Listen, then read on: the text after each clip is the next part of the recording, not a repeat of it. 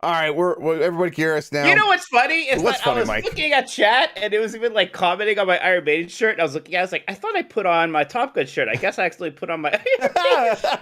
Mike was watching the old video and thought we I was was watching watching Tuesday's Nintendogs, video because I'm an idiot and while singing a song. he was like, "Jeff, you have the wrong overlay on." I'm like, "What are you talking? I don't have any overlay on yet. What are you talking about?" I was wrong. Okay, let's One let's second. I need to open up some bring stuff this to up. tweet. Yeah, let me fix this camera too. Jeff, Let's I see. am sorry It's about okay. that. No, It's not. it's an auspicious start. I believe that's correct. That's right. Let's What else? see. Yes. Oh no. Oh, there we go. And then uh-oh. Oh yeah, let me turn Tweet. myself off. I'm gonna ask Jeff why Stranger of Paradise is a giant flop. Uh-oh. That's what I'm gonna tweet. Yeah, that should be on the rundown. I forgot. Okay. Hello everybody, we're getting started. We're just getting set up. We're just checking on our Michael, doing our Michael check. I got the rundown here. I got this Top Gun shirt for $5 at JCPenney, and I think it's because they like made a zillion of these when they thought that movie was coming out 3 years ago or something. So I was very happy. I was like, I don't even like Top Gun that much, but I like it $5 much. Yeah, $5. I like it maybe $10 much. So yeah. I only saw it for the first time like 7 years ago or something. Okay. And we were like doing I was with my friends drinking. I didn't know about Goose, so when that thing happened, I just started drinking a lot because of my grief. Goose is great. And my friends were just like, "How do you not know what happens in this movie?" I was like, "Good." Okay. So I should tweet too. Let me do that, and then we'll get started. But I think we're good. Let's check this. If I just keep hitting this button like I did on Nintendogs, eventually we'll get to here. Do you have the Gran Turismo stuff in the news? No. Yeah, that's another good one. Can you add that? Yeah. I tweet.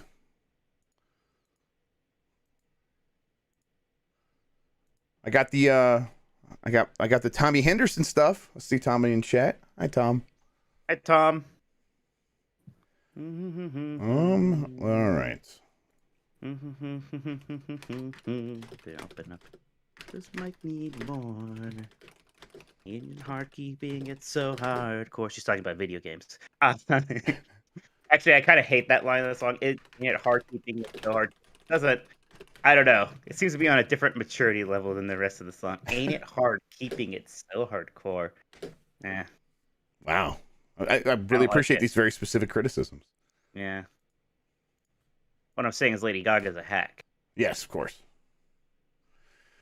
Okay. I'm ready, Mike. I think I'm ready. Mike's ready. Mikey is ready. Bonesaw is ready. Bonesaw is right. Oh, you know what? I don't have Stream Elements open because I need to, but I'll get that open by the time where you go. Don't worry. I might just buy Kirby live on the air. Okay. Let's do a countdown. I'll do the introduction. We'll get started. I'll hit record and everything. Okay, here we go. 5, 4, 3.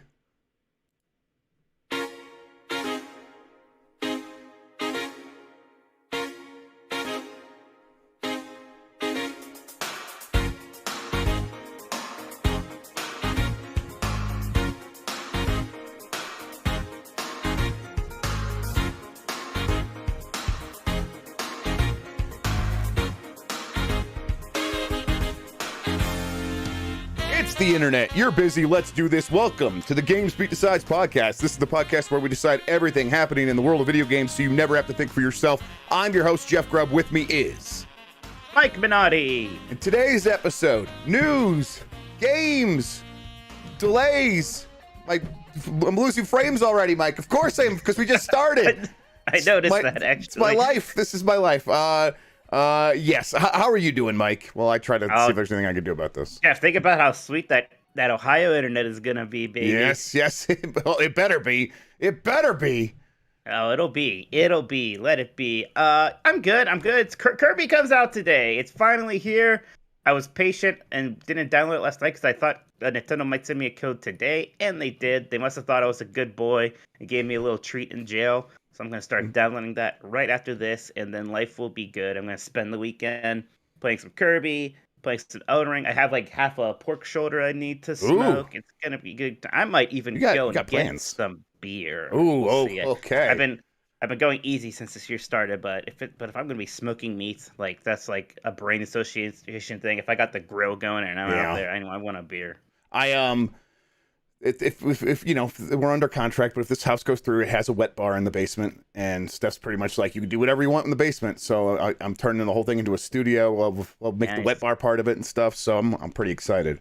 But That's pretty good. Just yes, make sure the waterproofing is good. That's the one thing. That's the biggest issue of my house is waterproof basement. It's still an issue. yes, So before you move a bunch of junk in there, make sure that's all settled down. right. So Like yes, not like me. that's one thing we actually did check on because Ohio. But yeah, Yes. it seems pretty good. All right. Thank you for joining us, everybody. Get more from Mike and me at GamesBeat.com. Email us, GamesPlusPodcast@VentureBeat.com. Thank you to Carlos Ayin. What up, Carlos? Insane in the Rain Music on YouTube. You can check all our theme songs. It comes from him. If you're listening to this on the website Player Widget, subscribe to the audio version on Apple Podcasts, Google Podcasts, Spotify, and more. If you like the show, hit that thumbs up button right now here on YouTube or rate us on Apple Podcasts. But especially if you're here on YouTube, it helps people find the show, especially when we're live. Join the Discord, discord.gg/GameS.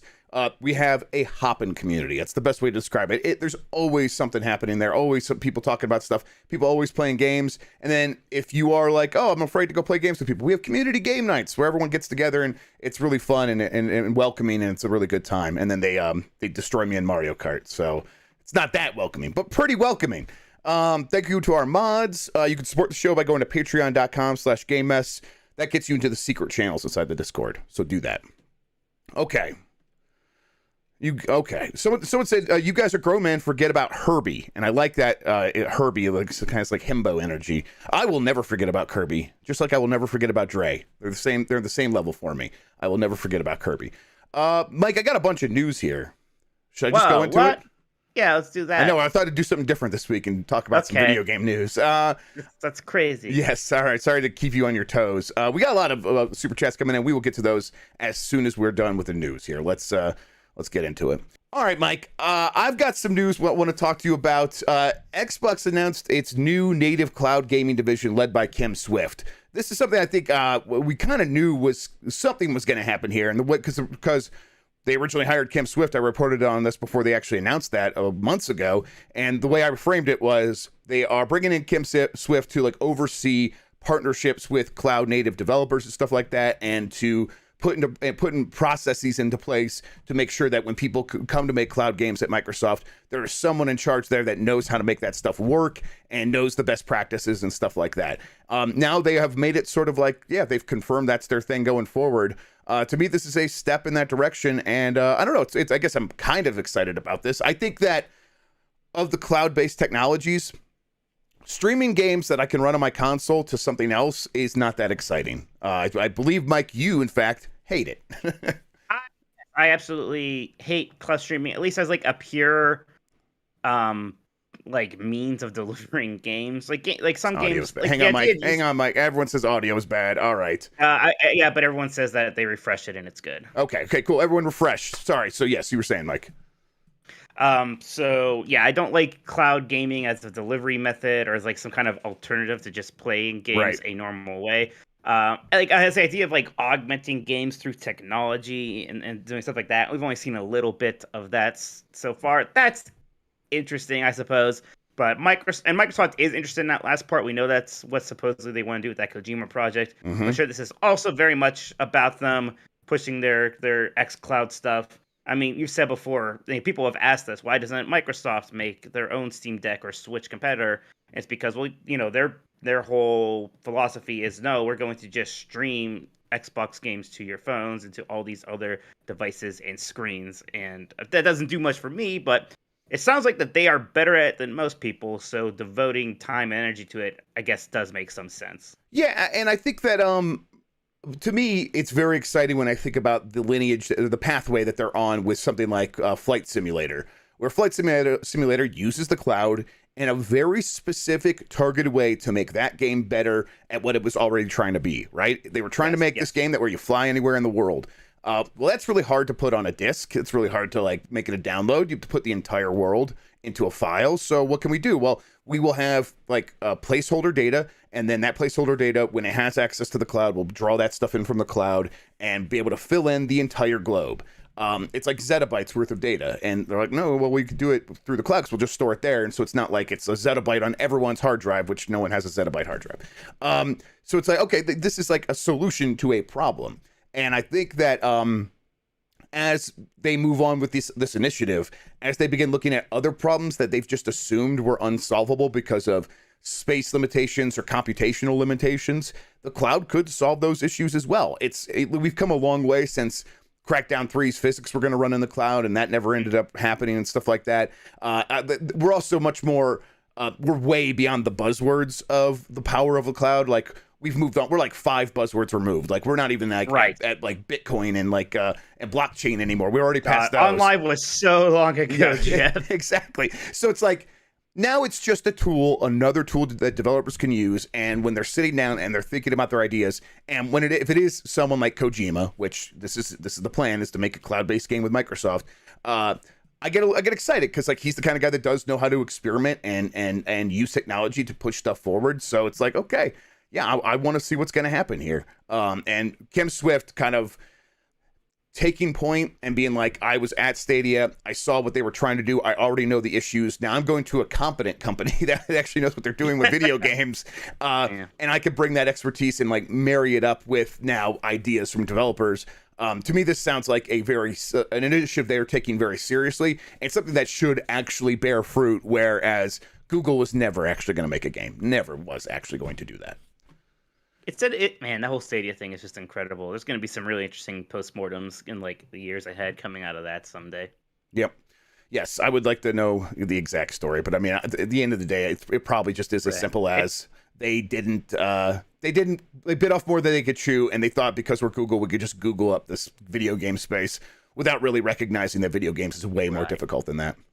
And man, as the GDC's happening now, like it seems like that last GDC I went to, maybe the one before that, was when it was all Stadia all the time there, right? That was the big Stadia GDC. I will never get over the GDC Google Stadia museum thing they had, where it was like, this is not but it was like Power Glove and like the 64DD and now Stadia, and it's like all these like failed side things that like didn't work. And it's like, who put this together? Dreamcast was there. It's like, I love the Dreamcast. Yeah, like, for real. But it's part of that weird lineage. Yes. I think me and you are like the only people in our field who don't like GDC. Like, all I see on Twitter is people at GDC like, come and say hi. Oh, it's so great to have the GDC. Or people be like, I'm feeling major FOMO because I'm not at GDC. I don't hate going to GDC like you do, happy. but it's the kind of thing where I actually don't like San Francisco. San Francisco is actually the thing. I don't like that city at all. Ditto. Yes, I don't either. That's why we always go to the Cheesecake Factory when we're there. Yes, like despite the city, and for their enormous menu. Yes, of course. Yes, and yes, because it's a great place to go, and you should take the family tonight, everybody. Sponsored by Cheesecake Factory. There's a Cheesecake Factory in Legacy Village outside of Cleveland. Thank God. Oh, thank God we didn't check. I didn't check. My wife... might be one even closer to you. I don't know, but there's one like outside of Cleveland. I'll tell you what, I'm very excited about Meijer. I don't know if you have a Meijer near you, but they just opened one. I miss Meijer so much. It's huge. Yep. They just opened one. It's incredible. Yeah. I remember I went to a Meijer at like midnight to get a Call of Duty game. Like, I had to be like 10, 12 years ago now. I don't know. Okay, let's see here. PlayStation is probably going to reveal Project Spartacus next week. That sounds right. So, this comes from Bloomberg, but it's in line with what I've heard, and it's in line with like what I was hearing about them really putting a major test into place on February 28th internally. And the plan was, okay, we are going to be ramping this stuff up very quickly after that to get it out to the public. And the timeline I heard then was weeks, and weeks later, here we are, we're getting it.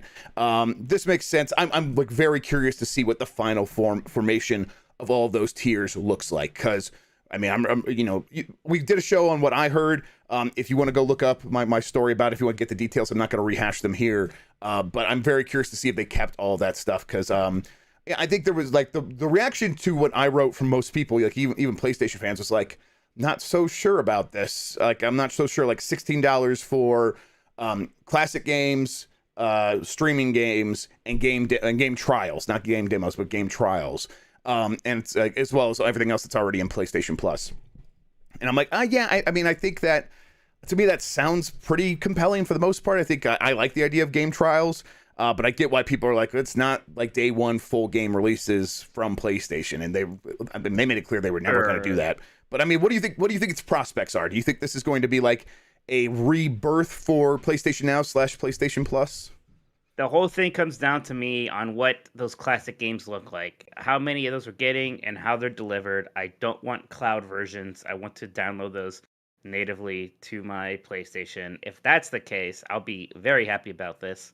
I'm not sure if that's a mainstream opinion, though. So, I mean, I'm not sure how many people are as excited about as me as to playing PlayStation 1 games.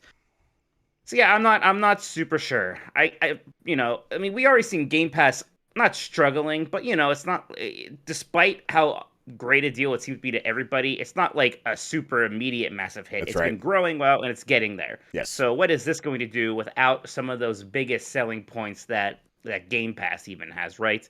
And without that head start, I guess I'm curious. So that's why, again, it's me, I would really be leaning into that classic games thing, and I would come out with a lot of them. I would just come out with like this giant library, basically every PlayStation 1 and PlayStation 2 notable game that would be feasible to get on there. PlayStation 3 also, what the hell? Yes. So yeah, I'm curious. I guess that's the big thing. I don't if it's play PlayStation 2 games through the cloud, I'm going to throw my hands up and lose all. Right. I mean, PlayStation 2 games are almost certainly going to be native. The big question mark is PlayStation 3, right? It's going to be whether... Right, but I mean, just one generation ago, we had to do the cloud thing for it. Well, now we're one generation removed from that. Yeah. So come on. Yeah, I mean, listen, this hardware is definitely powerful enough to figure that stuff out, especially since Sony doesn't have to worry about the whole like clean room, open source emulator stuff. They could just completely copy their work and make a perfect emulator if they wanted to, or as perfect as you can. But I just don't know if they've ever wanted to really truly invest in that stuff. So far, they have not. Things have changed to a certain degree, where even from when Jim Ryan like infamously said like, who wants to play old games? I think even Jim Ryan will recognize at this point that things have really changed a lot about retro games, especially if you're talking about PlayStation 3. PlayStation 3 and newer, there are a lot of games on that system that can still hold up as like, it's sort of like going back to a movie from the 90s, right? Like there was a certain period in like the 80s and 90s where it's like, oh, every modern movie after this point just looks like this. Like they just figured out what modern movies looked like, and it's no longer post Jurassic Park. Yeah, exactly. That's a very good example. Like right there, yeah. So it's like PlayStation 3 is definitely that for gaming. At least there's a lot of games on there that are like that. Uncharted. Yes, Uncharted is the Jurassic Park of video games. There you go. Exactly. So it's like you want to make sure that you can live up to that lineage or then that history and stuff. And I think that they probably have figured out that it's worth it to them. Because also, if you're doing services, the thing with services, you need a lot of content. And one easy way to get a lot of content is to look backward. I mean, that is entirely the sort of motivation that happened over at Microsoft for why it did that. And it's sort of running out of games now. Like they were like, oh, the backward compatibility program is sort of coming, like it's winding down, and we're probably not going to do much more with that because we just ran out of games to do. So it's like, even then, like you're going to chew through all that stuff, but it's better to chew through all that stuff before you have to like figure out other ways of providing a ton of content. Imagine if they went like actually hard and were doing things like the frame rate boost to PlayStation 3 games, and it was like, here's those infamous games and the Resistance games, all these games that have no real future, but people still want to play, and they're not going to remaster them straight up. But God, that would be awesome. I mean, like even like that NVIDIA image scaling or FSR, like bringing FSR into that stuff and trying to like clean up the textures or something like that, or texture specific FSR, like they could do stuff like that. But I don't know. We'll see. Again, it sounds like that's coming next week. I haven't actually, like that story came out right when I was getting ready for this, so I haven't been able to like go through the details. So if there's extra details and anyone wants to ask us about them, let me know. All right. GDC talk about Xbox Game Pass provided a little bit of insight into how that service is doing. This is mostly part of the narrative we've heard from them before, but I figured it'd be worth going through a little bit. New subs, people who are new subscriptions to Game Pass, end up playing 40% more titles than they did before. They also try 30% more genres. Like they try newer genres that they never tried before, and 30% like in I guess that's 30% more of the time or something like that, or 30% people, or maybe 30% different genres. I actually don't That know. new genre better be 2D beat 'em ups, and they better be playing like River City Girls and Streets of Rage 4 or I mean, whatever. one can only hope. Large publisher games, let's see, experience 3.5x player lift compared to similar games not on Game Pass.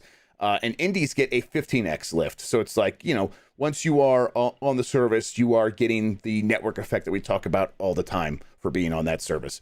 And then that network effect is most obvious in social conversations about these games, which increases 3x. I'm one who's like, I definitely see the importance of social conversations, but some people like prioritize it above everything else, where it's like, if people are talking about a game, that means it's successul. In Elden Ring's case, obviously that's true, but I don't always know if that's like might not be true for, say, Stranger of Paradise. Exactly, right. You know what? And you brought this up a few weeks ago. It's the snakes on a plane thing, yeah. Right? I mean, honestly, maybe we should everyone no one steal this. Mike, just write Strangers of Paradise Oh, trust me, it's already going in my head. Well, okay. we got to wait for those U.S. sales. Yes. We'll talk about the Japanese thing in a little bit. Yeah. I think it's on the right. Yeah, but it really did. It got snakes on a plane. Subs spend 50% more as well. So they have the subscription, and because they are in the Game Pass and there's so many games there, and this is again the network effect. They play with their friends, and because their friends are playing other stuff, they spend more time and then they spend more money. It is it's very different from Netflix. People talk about like, okay, the price is going to go up on Game Pass eventually, obviously, but people are like, well, Netflix like lost money for so long and they had to raise prices, and that's going to have to happen here, right? And it's like, well, okay, it's not exactly the same thing because they sell these games in stores. These games have microtransactions. They have like online multiplayer modes and stuff where people engage with for long periods of time. On Netflix, if a show isn't merchandisable, where they can make money by selling merchandise, it gets canceled after 2 seasons. That's why Stranger Things is like this big success for them, is because when you go to Target, there's a Stranger Things section where you could buy toys. That the equivalent to that in video games is microtransactions, and so it's a little bit different. And they're already seeing that spending jump up 50% for people who subscribe. So it's it seems like a very good method of it seems like a viable path forward for Microsoft, obviously. Okay, Microsoft got hacked by the same group that hacked Nvidia and Samsung earlier this month. I suppose we will kind of still see the ramifications of this. This is going to probably keep happening until someone figures out how to stop them. One thing that this group seems to do is they hold the data for ransom and try to get money. And then if the companies don't comply, which they almost never do, they begin releasing this data. So, right. Like what happened with Sony that one time, right? Yes. That was the big one that one time. Yeah, yes. That was mostly their movie division, though. Right, exactly, yes. It happens. It's happening all the time. It's going to happen more and more and more. Obviously, this is like 3 big companies in a matter of months. I hope we find out about something else weird that never happens, like that 2021 Jump Street Men in Black crossover. Right, yes, exactly. Yeah, I want to hear about the weird stuff that they thought about that ultimately like backed off from the edge. Right, the Giga Leak is really good for that stuff out of Nintendo, like where you're like, there's so many cool things in there that I'm like, just tell us about this stuff instead of having to force us to find out in an illegal leak. Gran Turismo 7 is readjusting its microtransactions. Tell me what's going on with Gran Turismo 7, Mike. You've heard about this a bit just from the shows. There was a large backlash to Gran Turismo 7. People were uneasy about its microtransactions. They were too expensive, and unlike in past games, you couldn't sell your unwanted cars to get more of the in-game currency to buy cars. And then it got exasperated, one, because the game has like always online functionality, even though a large part of the game is single player. So they had to like take the servers down, so the game was just unplayable for 2 days. So then people got, extra pissed. And also like there was an adjustment where they made some cars more expensive, and that got people really mad. So the game started getting, I don't know if review bomb's the right phrase here, if it's justified, but the user review scores kept going down a lot and so on. So the Gran Turismo director Kazunori Yamauchi wrote a blog, I think today on PlayStation Blog, talking about some of the adjustments they're making, giving out more rewards in the future, adjusting some of the prices for these cars, and eventually making it so people can sell cars again. So it's all kind of a response to that. It seems like people think these are good adjustments, even though they're frustrated that they had to be made anyways. Right, yeah. And there's not really anything to solve the always online thing. I think that's just how the game was made. So I don't think they can really do anything about that. But at least this should help with the microtransaction stuff.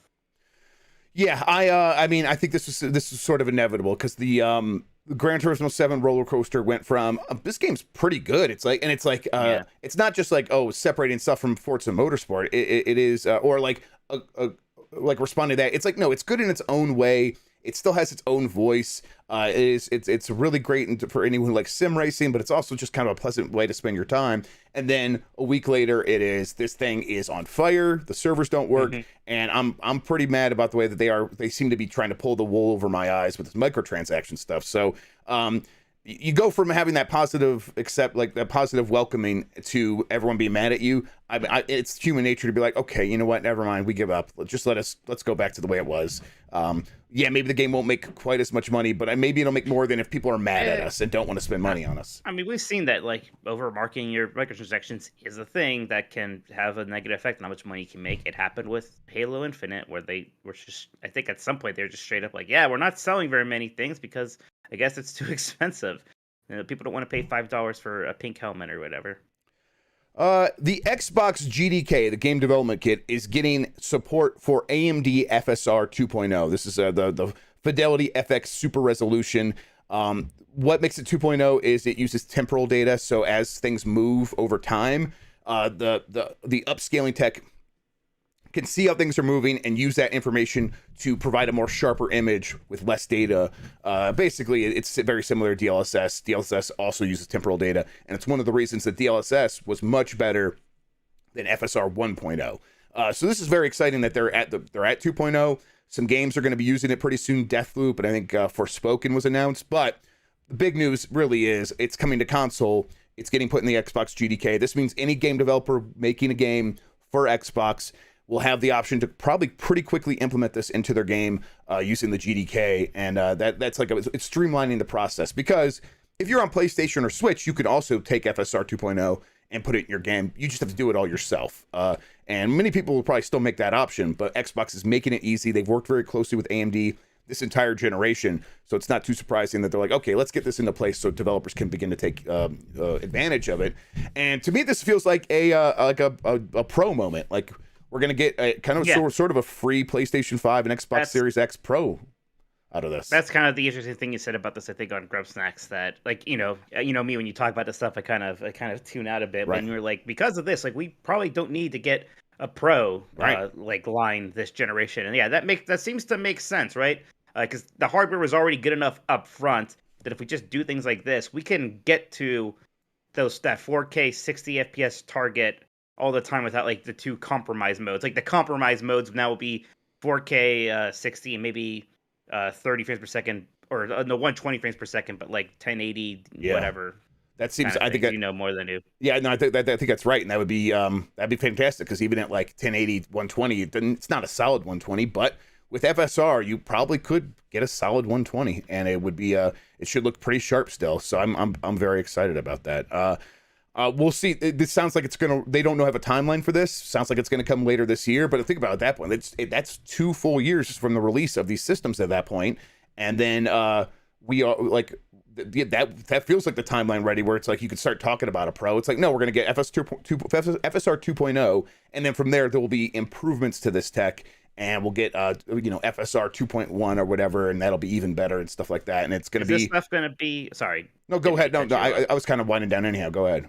Is this stuff going to be like a part of Switch 2? Is it going to be important for that? So Switch 2 should have the DLSS equivalent, and DLSS is better than FSR. It uses machine learning, and as much as AMD's language around this was very much like, we hand coded this stuff and humans did it, and I was like, That's okay, right. Okay, all right. Just like Grandma used to make. Just like Grandma used to make. I'm like, okay, come on, guys. We don't have to pretend that that John Henry is going to beat the machine and all that stuff. It's but whatever. They worked hard. They did a good implementation of what humans can do, but machine learning still has many advantages over like what hand coding algorithms can do, and it's obvious in the results. DLSS is just better. It can provide more information, and the Switch 2 should super duper benefit from that. It's going to be the big thing about DLSS, and this is like the key takeaway I think most people should have, even if they're not interested in this stuff, is when running games at 4K with DLSS, so it's not natively running at 4K, it's probably running at like 1440, maybe 1080p.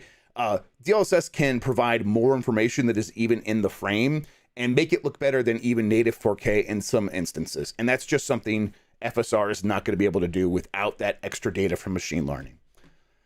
Okay, let's see here. I wanted to jump down to Sony acquires Haven Studios.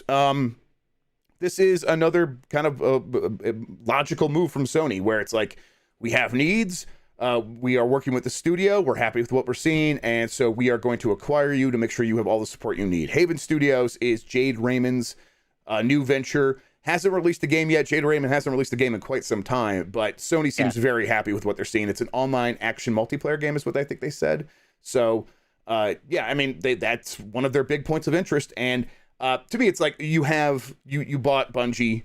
You want to make sure you have the other slice of the bread, right? You like have Bungie's going to bring in the expertise. Well, let's go ahead and make sure we have acquisitions of studios that can benefit from that expertise. And that seems to be what this is about. Right. They already invested in Haven. Yes. And at this point, it's probably just a matter of seeing what they're doing and being impressed with it, being happy with it, and just kind of going all in now. Right. Exactly. And it's, I'll be excited to see what happens here. And I think like this is the kind of thing that continues to make sense for not just like Sony, but most companies in this business, where if you have a partner and you're happy with them and there's any chance, put a ring on it. Yes, put a ring on it. If there's any chance they could start working with other people, you kind of can't risk that, because if you need content, you're going to be in a situation where they're going to be worth more, or the money you have now is going to be worth less. You just got to act now. The Nintendo Switch got folders, Mike. We talked about this on Nintendogs, but I already forgot. Me too, exactly. I haven't used them since that first day. But I'm very excited to see what Nintendo does next if we ever actually do get themes. Hang on real quick. There's a delay. Suicide Squad was originally supposed to come out this year. Was it? I mean, I guess they said that. It had a target release window of 2022. It's one of those things where it's like, we haven't heard about this for a while, and I don't think anybody was too shocked that this game got pushed out. I think we even said that this or Gotham Knights was getting pushed out, and probably this one. Right. I like to joke that I think this delay is also they can get Peacemaker into that game, but it's probably just, because game development is hard. Mike, I just would not be surprised at all if that turns out to be like one of the things they do with this extra time. It's coming. Why not? It's coming in spring 2023 now, and that makes me want to see, when was Rocksteady's last game? It's got to be. Let's see. I'm gonna just go. Well, if you count Batman VR, I think it's not super long ago. If you count Arkham City, it's a good deal longer. Well, yeah. Okay. So no, Arkham Knight was 2015. Arkham Knight is what I meant. And Arkham VR is 2016. So even that. Okay, not that bad. Yeah, not that much better, huh? Yeah, that's still 7 years. I mean, how long has it been? Is it going to be between Fallout 4 without a doubt. And now, and again, if you throw Fallout 76 in there, maybe it's a bit more generous. Yeah, but they didn't really. Yeah. Games just take look how much time there was between Grand Theft Auto 5, Red Dead Redemption 2, and now between Red Dead Redemption 2 and Grand Theft Auto 6. And again, like, they're supporting those other games that whole time. I think, just that how it be. Epic is looking to support Ukraine by providing all of its proceeds from Fortnite for 2 weeks to that country through various charities. Microsoft also added in its the proceeds it gets from Fortnite on top of that. So it's 30% cut, after whatever credit card fees and all that stuff. A lot of money. So $36 million in just one day so far. Well, a lot of people have been playing because they added that. I see they've added a mode where you don't have to do the building. I kind of want to try it now. I didn't mind the building. I didn't mind it either, but I think it also made it not fun for me. Well, the problem is, especially at this point, people have gotten probably so good at the building, and there's probably just this meta around it. And how do you even jump in now? If you start shooting somebody and they build a hotel in 2 seconds, right? It's frustrating. So, I think it's going to bring in a lot of people. That's what Fortnite needed, Jeff. They needed a real boost there. Finally. Fortnite's going to reach an audience. Hey, but if it's coming at a time where they're trying to help Ukraine, that's good stuff. Exactly. I won't complain. Yes, and I think if I'm going to try it, I might actually just boot it up on the Switch or something. I'll just play it there. Let's see here. Tencent, still the biggest gaming company in the world. They reported annual revenue of $32.94 billion for its games business. That is up 9.9% year over year. It's massive. I mean, Tencent's huge. Yeah, they sure is. It seems like they don't have a big effect on us, but it's the biggest game company in the world, right? Yeah, I mean, and they have their fingers in a lot of pies in companies that we interact with all the time on this show and in our gaming lives. But they, the Chinese mega corporation way of investing is very much, in most instances, invest and then stand back. That is the sort of the custom there, and they are very much a part of that. They tend to like put money in places and then just stand back, and they will act when they have to, but for the most part, they just let these companies operate as they always do. They're never gonna make like a 10-cent console and turn all these people into like first party developers or anything. Right, Like at least not globally. Like I think there is like a 10-cent like console computer in China, but that's probably it's not exactly the same thing. Yes, it's not like a PlayStation. No. Netflix acquires Boss Fight Entertainment. I saw that we were covering this one, but I never actually looked into much what Boss Fight does. Did you take a look at the story? Boss Fight does. I think it's a mobile developer. Jeff. Yeah, that sounds right. I edited the story. At least Rachel wrote it. She's in chat. She can correct me if I'm wrong, but I think Boss Fight does mobile stuff mostly. Yeah, this is like Dungeon Boss or something. I don't. Yes, Dungeon Boss. Something. Any game with the word dungeon in the title, and since Dungeon Siege is now a mobile game. Right. Okay. But yeah, this is part of Netflix's ongoing effort to bring itself more into gaming. Not Boyfriend Dungeon. Never mind. Maybe I'm just wrong. Sorry. CD Projekt Red is going to make a new Witcher game, Mike. Are you surprised? Yeah. No, I think I said before on the show that like as soon as the Cyberpunk stuff happened, guess what they're doing next? They're going to come crawling back to The Witcher. Yep. Why not? It was their biggest game. They do need a surefire hit. I mean, even if Cyberpunk was this giant hit, they may have still done a Witcher next anyways. It's only slightly awkward because Witcher 3 was sort of an ending of sorts, but it's a whole world. There's a million things they can do in order to get another game out of that. They can pull them back in.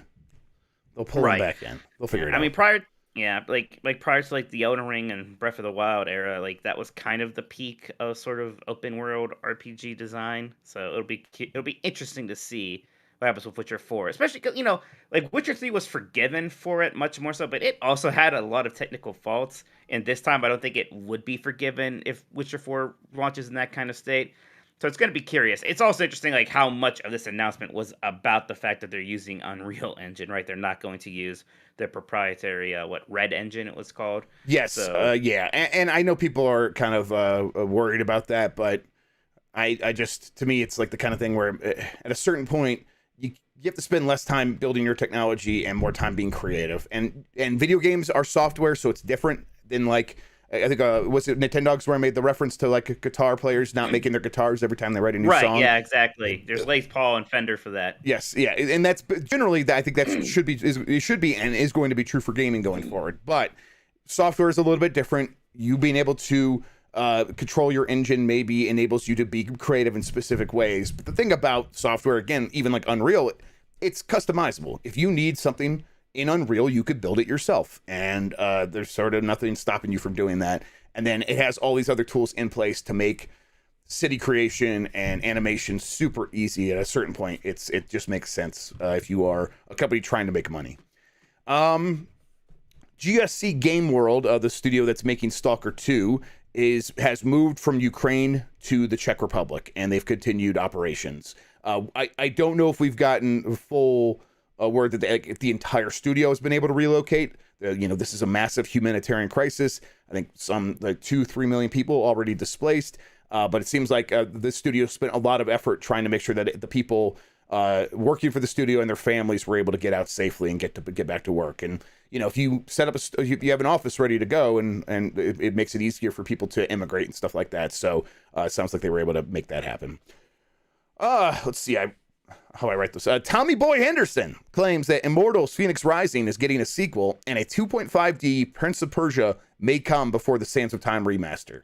What do you think about that? Oh man, multiple things there. I'm glad Phoenix Rising is getting a sequel. I thought there was something to that first game. Yeah. I thought that it was mostly off in like tone, storytelling, animation work, stuff like that. And I wonder if they'll adjust that. I don't want them to make it a serious game, but I want them, if they're going to be funny, to be funnier than they were, I suppose. So I don't know like how you do that, right? Like I I'm mean, sure they anything tried is to better be than funny. that first game, though, in terms of like the humor. So just actually make one joke, and that'll be an improvement. Yeah, but I guess hire some funnier people, I Yes. suppose. I don't know, but I mean, they invested a good bit into that. They even said like our first new franchise thing, whatever. So yeah, let's try again, see if you can have an Uncharted 2 moment with that whole thing. Why not? But gosh, I hope there's less story. Also, it was Yes. so weird to be like a Breath of the Wild clone that had way too many cutscenes. Like really, kind of missing the point a little Mm-hmm. bit. God, people talking constantly in that game, but like it was fun. But I also just didn't want to be in its world.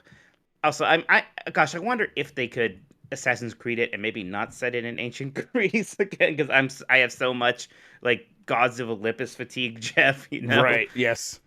I'm. Yeah, especially after especially when Hades came out before this and did that stuff like better than maybe any video game has. To kind of go back to this version of it, it was just like these versions of these characters are so much less appealing and interesting. Yeah, and for me, I am happy that Prince of Persia continues to like be a going concern, but I definitely have. I'm of the mind that I want more in the Sands of Time style. They've done those Prince of Persia like 2D games. They've done like Assassin's Creed 2D games, and they're they feel like very much like just sort of things they just fart out and don't put much effort into. And I hope that's not the case here. Yeah, I guess like what is this going to be just another remake of the original one, like which is one of those cinematic platformers, what they called, right? So like that'll be interesting. Right. I'm not sure how excited I'll be about that. And I'm glad that they're taking their time with that Sands of Time remake. I think everybody thought it looked a little rough, and they got the message there. So hopefully, when we do see that, it is really impressive and something to get excited about. Oh yeah, Radu Paracoltaganis in chat puts it well. They feel like BT or Mark of the Ninja knockoffs, and it's like, yeah, indie games are doing this better. Please don't, Ubisoft. You don't need to do it too. That's a pretty good point. Yeah, indie games are just give one of those indie studios a Prince of Persia license. I'm sure they do something amazing with it. Like, what the hell? Very stylized though. Make it very super stylized. And probably not 2.5D. But that's the thing. Like, yeah, give me 2D art. Like, make it look like a tapestry, or something. Like, just something creative with it. Yes, exactly. 3D character models, and the camera sometimes moves. Like, when Pandemonium did that on the PlayStation 1, I was impressed, Jeff, but not so much anymore. Not so much anymore. Remember Pandemonium? I do remember Pandemonium. I never. Yes, I never played it, but actually, I probably have played it once since then. I feel like there's something that happened with like 10 years ago. I tried it, but it was like at the time I never played it. And then Pandemonium 2, they like really sexed it up, right? They sexed it up a bit more. Yeah. Like I just remember her. That sounds right, but I can't even remember. I think there's just more midriff than the girl is maybe it. But there was something they did to Pandemonium. I feel like you are not. I think you're underselling it. So all right. I just don't remember it being that sexy. I mean, there was still a weird jester person that you played as. But look, Jeff, if you got a boner while looking at an ad for Pandemonium 2, that's okay. I'm not trying to shame you. I appreciate that. It means a lot that you would say that to me. She basically has she has bare shoulders and a midriff. So, she's wearing like I don't know what a halter top is, but I'm just gonna say a halter top, and it's like got the shininess to it. Like they're like, oh, we can shininess. All right, listen, I'm very. I wonder what's the last time a podcast talked about the Pandemonium games was, by the way. I feel like I need to just bring it up on the screen here in a second. I'll make it happen in a moment. Let's see. EA Sports Football Club is probably going to be the name of the next FIFA, and FIFA will be dropped completely. This is something that was in the works because FIFA was like, hey, give us $1 billion. And EA's like, $1 billion. Yes, exactly. What the fuck for? Your name? That's it? They're like, yes, just the name is worth $1 billion. And it's not like, okay, so if they don't have FIFA, they're going to lose the names of the teams and the players. No, all that stuff is licensed by EA separately. They just want $1 billion for the name FIFA. And they think that because the game is called FIFA, that's why it's super popular. They have to, yeah. And so EA is like, get the fuck out. And they've already trademarked this, EA Sports Football Club. You can, this was something that people saw a couple months ago. And then I asked around, they're like, yep, there it is. That's the name. It was like now, is it this year, or is there still gonna be like a FIFA game left, or what? I think it's this year. I think because I thought I saw Tom or somebody say that this year was this year FIFA. Might be FIFA 23, right? Yeah, that sounds right. Actually, FIFA 23 probably is still FIFA, and then it's the year after that it'll be EA Sports Football Club. That sounds right. Stranger of Paradise Japanese sales seemed pretty dismal. This is a side story Final Fantasy game, and there have been a lot of those, although not much recently for consoles. But in the history of these games launching in Japan, this is one of the slowest selling games ever in that series. That's not like I would probably, if you count the core Final Fantasy games, it's probably even worse. But sure. But like for the spin-offs, there was only like 4 games that sold slower and 20 games that sold faster. It seems pretty bad. Right, and let's be honest, this is probably more ambitious than a lot of those other spin-offs. Yes, right? It's not like for real. Chocobo's Mystery Dungeon. Mm-hmm. Yeah, it's curious. We'll have to wait to see how this does in the US, because I want, like, so much of the buzz about this game, at least over here, is about how, like, so bad it's good it looks, and I wonder how much of that is maybe because of the localization. Maybe in Japan it's just bad, right? It's not like, maybe it's just like rote and that kind of is like actually generic. A lot of people are saying that, 'cause they're like, the game defaulted to Japanese for me, I think, on PlayStation, because a lot of people have it set up like, oh, just whatever the game tells you to go with is what we want you to go with, and they're like listening to that and like reading the subtitles, and like none of the weirdness is coming across. It does just seem boring. So then it's just kind of janky. So then it's just a good action game with like really poorly done animations and graphics. So yes, I don't know. It's like I said, there could be a snakes in the plane effect. It may be like it is the same thing over here. We'll really find out when this launches over here. I have a bad feeling though, Jeff. Yeah, I think I agree. Listen, I think some of this is going to get put on Elden Ring for like sucking up all the oxygen, but I just don't know if I think that's actually the real case. Like maybe a little bit, but I think most of it is going to be on the game. I tell you what, I bet you in their earnings reports, Square Enix will say the words Elden Ring when talking about why this game didn't meet expectations, but I don't know. Yeah, and it does seem like a shame, because the game is much better than what anyone was sort of anticipating. It feels like it's sure. So I mean, I don't know. I'm going to be very interested to see how Square Enix responds to this, and we will have to get those MPD numbers. Did we see how it did how it did in the UK? I don't think that's come in yet. Usually that comes in first, but I don't think the timing works out right. Like okay, so it'll probably be Monday then if we'll hear about that. Okay. That'll be a better indicator. Yes, it will. At least how it's going to do in the U.S. Yes. Okay. Let's get to the super chats, Mike. I'm done with news. I have nothing else here. Alrighty. So yeah, let's get to these. I think we got a bunch of these in. Ariel Delgado says, "Hola, hombres de carne. Feliz viernes de Kirby." Now, I took 2 years of Spanish in high school, and I think this says, "Hello, beef, or the boys of beef. That's Happy." Right. Something of Kirby. What's Vernes? Vernes. Happy Day of Kirby? No, that's Dia or something. What is Vernes? Maybe it's Friday. Maybe Happy Friday of Kirby. Kirby Friday. We'll say that. Yeah, there you go. Thank you. Well, that's my best guess. He also says, with Kim Swift's Xbox Cloud Publishing Division announcement, do you think we'll get any news on the Kojima Xbox game this year? I don't know. There's a lot of factors there. I mean, listen, I know that they want to talk about it. They want to announce it. There was very inconsequential talk about announcing it at the Game Awards last year, I think. And that never happened. And it's like, I think those things might change, because now things should be in place where it's like, okay, we are ready to go forward with all this stuff.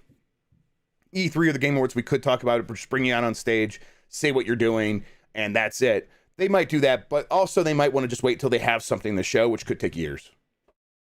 Yeah, Viernes, which I'm probably saying wrong, is in fact Friday. So look at that. All right. I'm a genius. Ryan Wall says, will Spartacus classic games be streaming or running natively on the hardware? Not interested in streaming PlayStation 1 games. I mean, come on. Jeff, I've been kind of asking you about this as well. What's the definitive word here? It's going to be native for PlayStation 1 and PlayStation 2 games for sure.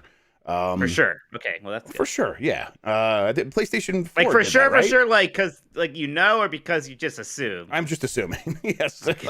Yeah. Thank you for Because clarifying. to be clear, I still think there's a world where they'd make me stream those things. I don't think it's for sure. Could you not do that natively on PlayStation 4? On PlayStation 4, I forget. I mean, I'm not through PlayStation Now, right? I can't even remember now. Yeah, I can't remember. I didn't use PlayStation Now that much. I think it'll be native, and I do think there's a chance PlayStation 3 could be native. But the reason I'm concerned is because when I looked at those tiers, the cloud gaming and the classic gaming were on the same tier. Like, you had to have cloud gaming to have the classic gaming. And to me, that suggests that maybe some of these things No. still have to be streamed. Okay. From Brap Basement Radio Arcade Podcast, it says Wet Bar Grubb. What time should I bring the beers over? Hey Mike. Hey Brap. I definitely, to be honest, I never heard the phrase wet bar before. You just mean a bar, right? What makes it wet? The fact that you serve drinks there? No, it has running water. That makes sense. Yes. It's You can have a bar in your basement that's just like a bar, but if it doesn't have a sink that has running water, it's not a wet bar. Okay, there we go. I learned something new today.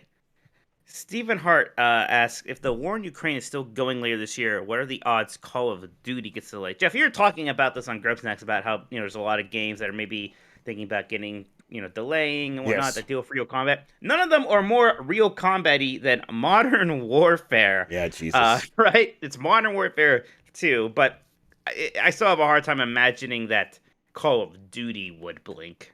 Yeah, I kind of feel like by November they will have had time to sort of figure out their messaging and what to downplay and whatnot, and they might be counting on the very cynical idea of people becoming bored with the war, and things are going to keep changing. And at a certain point, life does go on, and they could point out, like, listen, we've released while other wars have been happening around the world.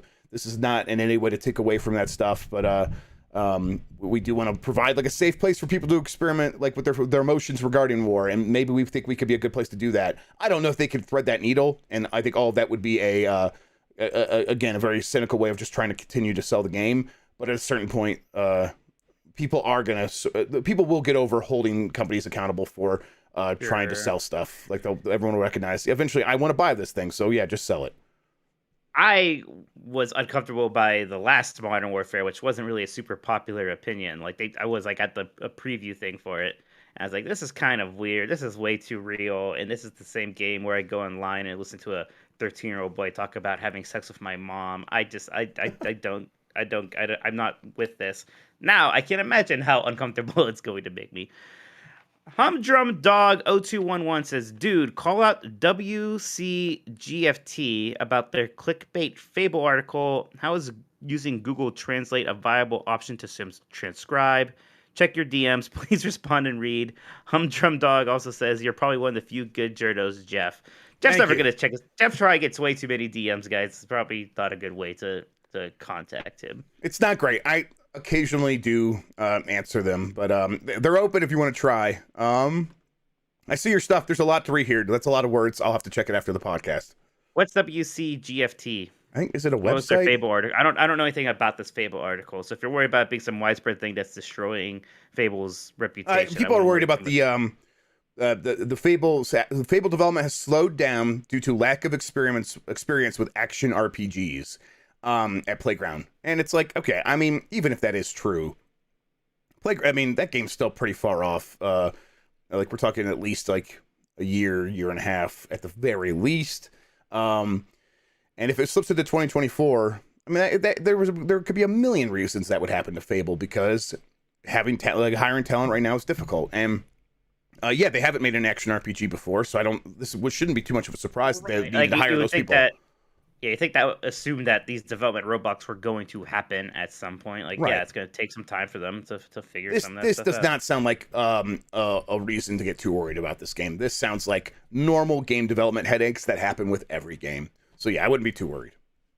Mm-hmm. Yep, absolutely. All right, next one here is from Obama. He says, hi, guys. Jeff, welcome back to being a superior Ohioan. Also, is Kirby the peak of character design? Simple yet so iconic. What character do you guys look at and just think that is peak character design? Yeah, Kirby is very good. I like Sting from WCW. It's great character design. That's it. It's a great character. I think there's a reason why like Mario and Sonic are like so endearing, especially like the classic Sonic. Kind of like a little rounder and pudgier. Anything with a lot of circles, like doing the classic like old cartoon like Mickey Mouse, Felix the Cat thing. Like Sonic basically is just Felix the Cat with some different accoutrements that make him look like a hedgehog, and it works great. I do think Kirby's great. I think the best thing about that demo for Kirby in the Forgotten Land is when he has that shocked moment, and he does the same exact sort of look as he did with his sprite version with the big eyes, and he gets all puffed up and stuff. And I'm like, man, they captured that perfectly in 3D. This is incredible. So it does tell me that character does have sort of universal appeal when they're like, okay, here's the stuff we got to make sure we have, and having his sort of effects when he in the way that he reacts to things carry over 1-to-1 is important. I'm like, oh yeah, it's because it's so recognizable. I saw it in an instant. It never lasts more than a couple frames, and yet it's super recognizable. So I thought that was very cool. Yeah. I will say, I can't believe I didn't say Mega Man first, but Mega Man, especially like Mega Man, when they let him look like a boy robot, is great. I don't like when they try to like elongate him and he's like, I don't know, like a teenager or something, or an adult, which is even worse. But just classic Mega Man, especially as he looks in Smash Brothers, that is fantastic. Yep. Andy says Sony has 10 live games, hoping a couple succeed. Why are the developers okay with this strategy? The majority are being set up for failure, as there's no way Sony intends to support all 10 long term. Well, they're okay with the strategy because, they work for Sony, right? Yeah, it's also not like, I mean, you can make a game that's not live service and fail too. I mean, yeah, that happens all the time. Days Gone. Yeah, exactly. Days Gone. Yeah, it's a good example, but it's like, in a live service thing also means that like you don't have the expectations of being like The Last of Us Part 2. You can have maybe a slightly lower, like you could deal with a lower budget, which maybe is less of a headache and less scary, and you could be more experimental. And there's 10 games happening, so you don't have to be the one. Maybe you could be the one for a certain audience. Like Gran Turismo 7 is one of those 10 games, and it just has to be that for car fans. And so that's why it's like they're trying to walk the straight and narrow to make sure it's gonna have this long-term appeal, but it doesn't have to be Fortnite, and that's the whole thing. They do want a Fortnite, but not every single one of these has to be a Fortnite. Exactly. Yeah. And some of them can be mildly successful. They don't all need to be these giant hits that last for years and years and years. Yes, exactly. All right, next one here. Sorry, I'm trying to do some moderating on the side here. We got some people were upset about whether Elden Ring is Game of the Year or not. Yes, yeah, I know. That's a thing that people are going to get unreasonably mad about, I imagine, for the rest of the year. Yes, it is. Obama asks or says, Cheesecake Factory trash. Hashtag Obama certified. Absolutely not. Cheesecake Factory is, you know what? I think it's actually Arby's adjacent, Jeff, where it is this punching bag for some reason, yes. And I do not understand why. It's because they both do too much, and people are like, it can't be good. You have to niche down. You have to do one thing, and it's like Cheesecake Factory's menu is like a novel, and people just like, that's silly. I'm like, but most of it's really good. It's okay. People are like, it's bad for you. Like, yeah, I know. Yeah, is that what we're talking about? Okay, yeah. So yeah, so I'm not much going shit. to Cheesecake Factories multiple times a week. I go there like once every year, maybe. Yeah. And, like, it's a treat. I go on my birthday or something. It like, feels leave it like alone. if the Olive Garden went through a Stargate and like existed in like that space Egypt for 1,000 years and then came back. That's what it feels like.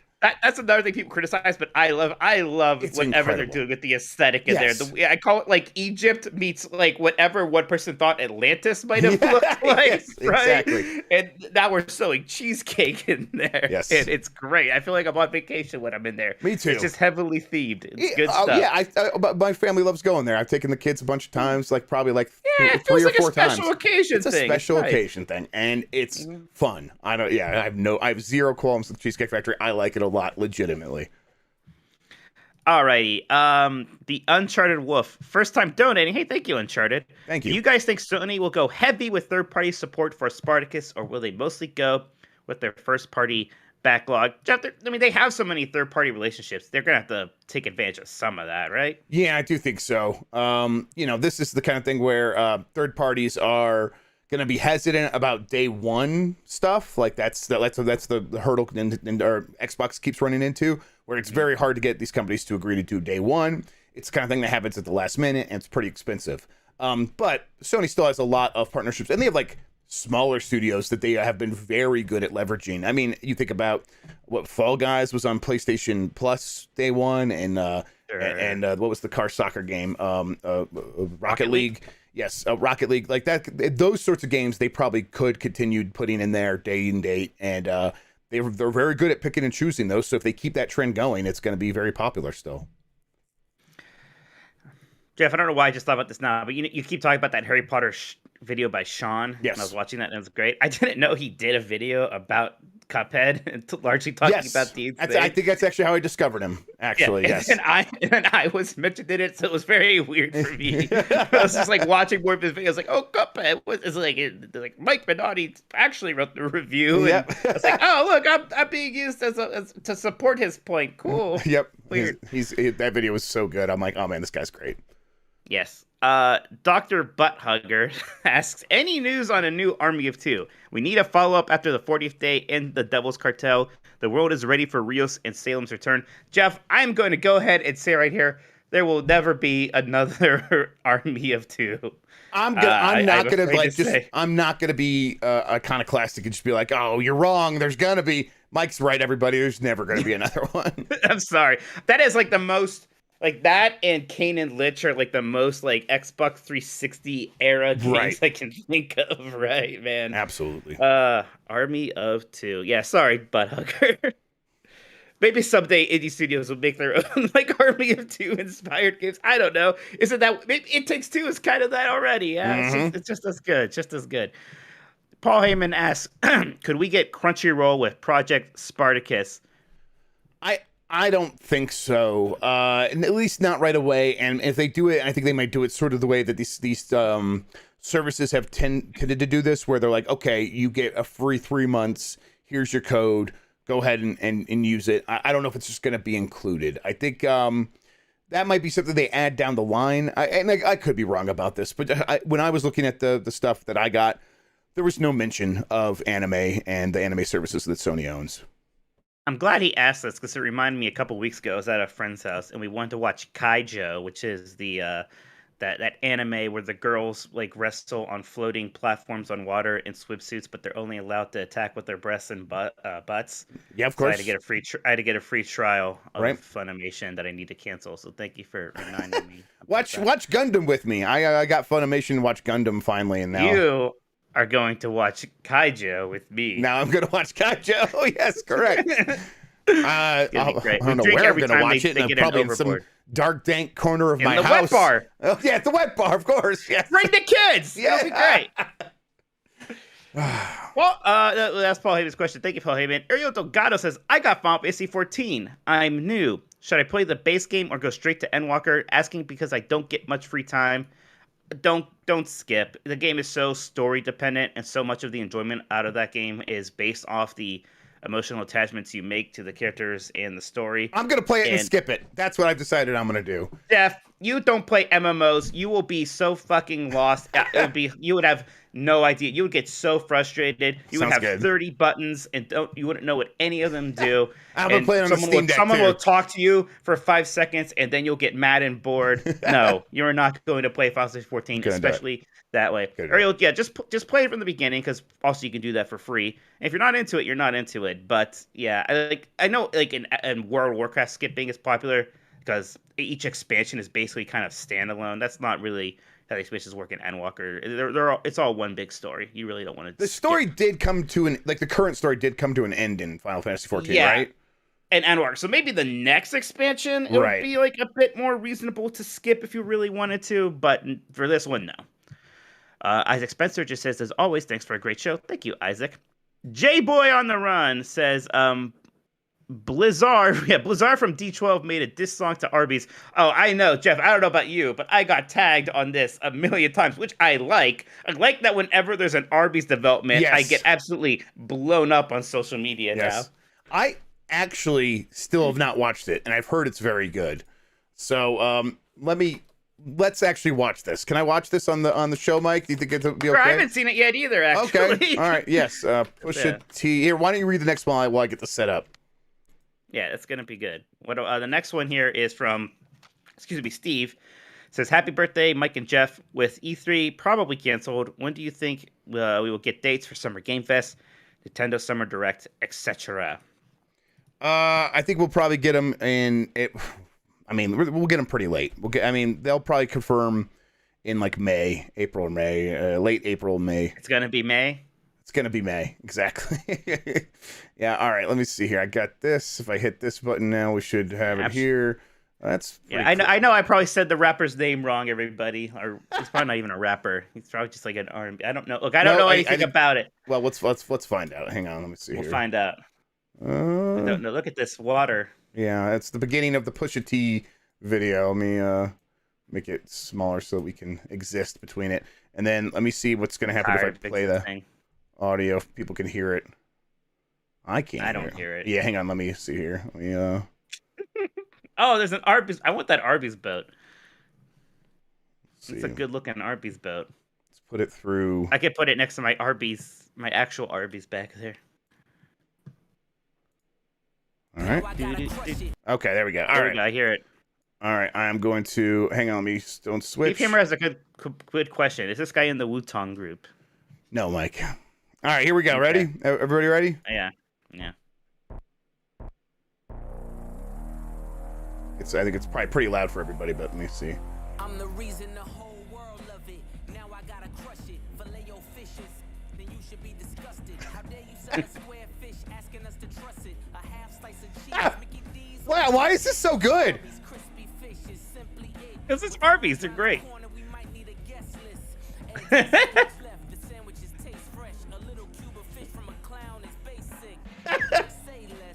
That last line, the last rhyme was a little questionable.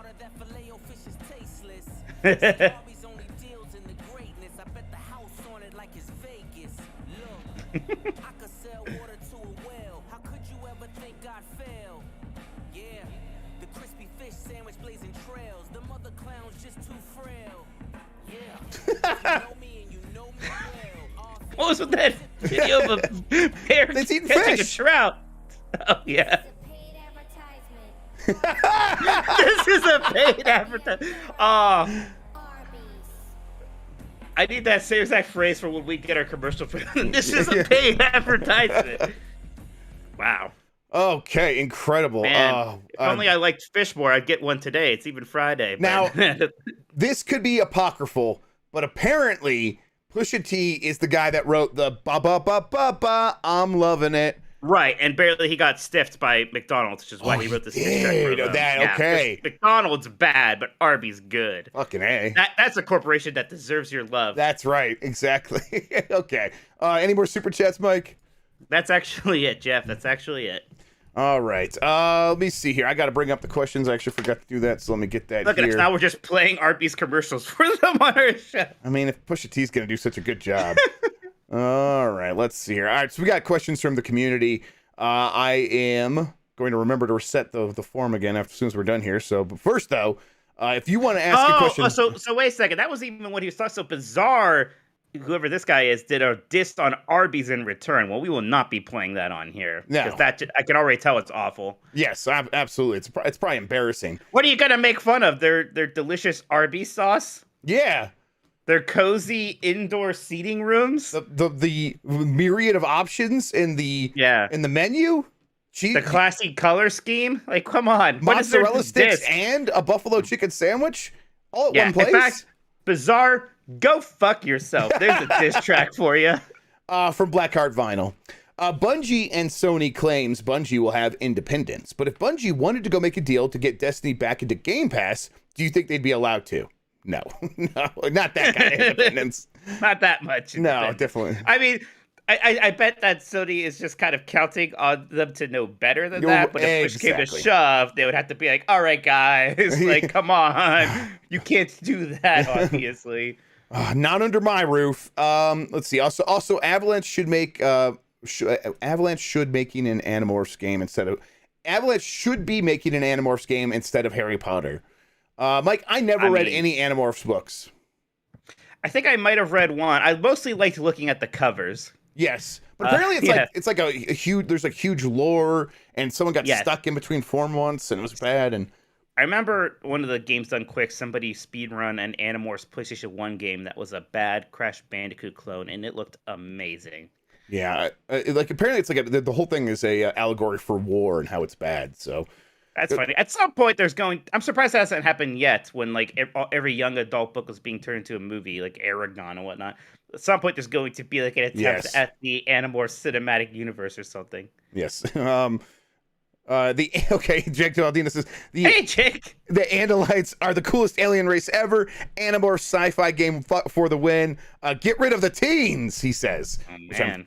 sure is a reference to something happening in Animorphs. Well, I think it's just because of what annoying teenagers in it, like in the books, right? That's like probably the problem with the Animorph books now is that you have to deal with teenage angst and all that stuff. And you I just bet want the them to turn aliens into actually. animals and I fight bet it's the plot aliens. of the aliens to get rid of the teens. I bet that's what it is. I don't think that's what Jake's going for. That'd be funny. We're gonna kill all of Earth's teenagers. We're gonna get rid of an entire generation, and that'll set their society back. That's yeah. a stupid enough big brain villain plot to be feasible. Beetleborgs is also good, yes. Epic Turbo World. Hey, so remember they announced the KOTOR remake. Any chance we see that at Star Wars Celebration, at a Keighley event perhaps? Any chance they announce a release window this year?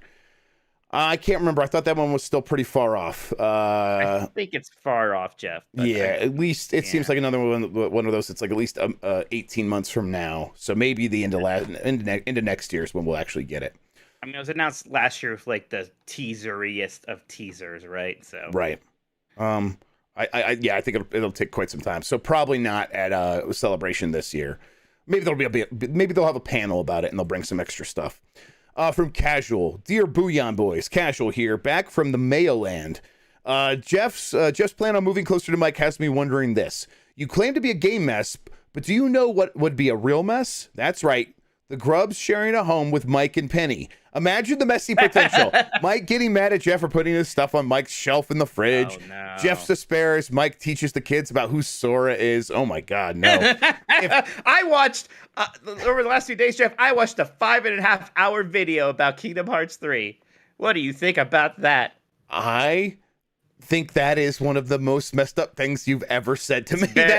You've played the game.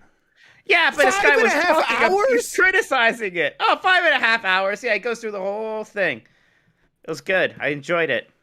Love you and all you do, says Casual. Even after what he just said. Kids. Oh no! Please no. No, I don't want to. I don't like living with anybody. That's why I live alone with Penny. Let alone Jeff. God, I'd probably go crazy. Yeah, we barely survive E3 when we're sharing an Airbnb.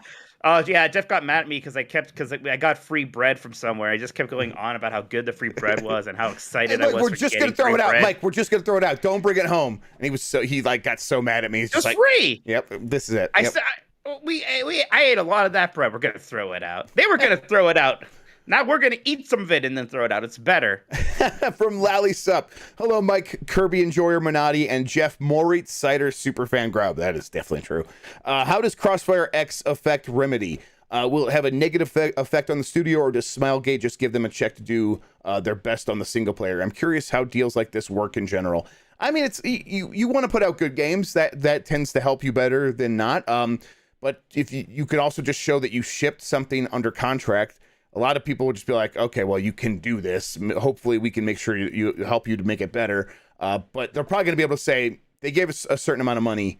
We used that money as best we can and made some decisions, and we got the game out there, and this is the best we could do with that budget. So it doesn't affect them too negatively. They'll be fine. They have a lot of projects ongoing right now. So, if they start having some hits, again, they're going to be fine. Yep. From Turboman, and what's your favorite fruit in a video game? Is it a fruit that can be collected in large sums? Bananas in Donkey Kong Country, a fruit you collect after completing a tough challenge, strawberries in Celeste, or a fruit you eat for health, Maximum Tomatoes from Kirby? I have my answer. What's yours? Well, I don't like fruit very much, which is shocking looking at my body, I know. Probably the Maximum Tomatoes, because tomatoes are better than most fruit because you can make delicious sauces out of them, and also they are in Kirby. My favorite is that durian that Mario can kick in Super Mario Sunshine. That's pretty good. And it's like when you jump and kick it, like it does this great jump kick stuff, and it feels really good.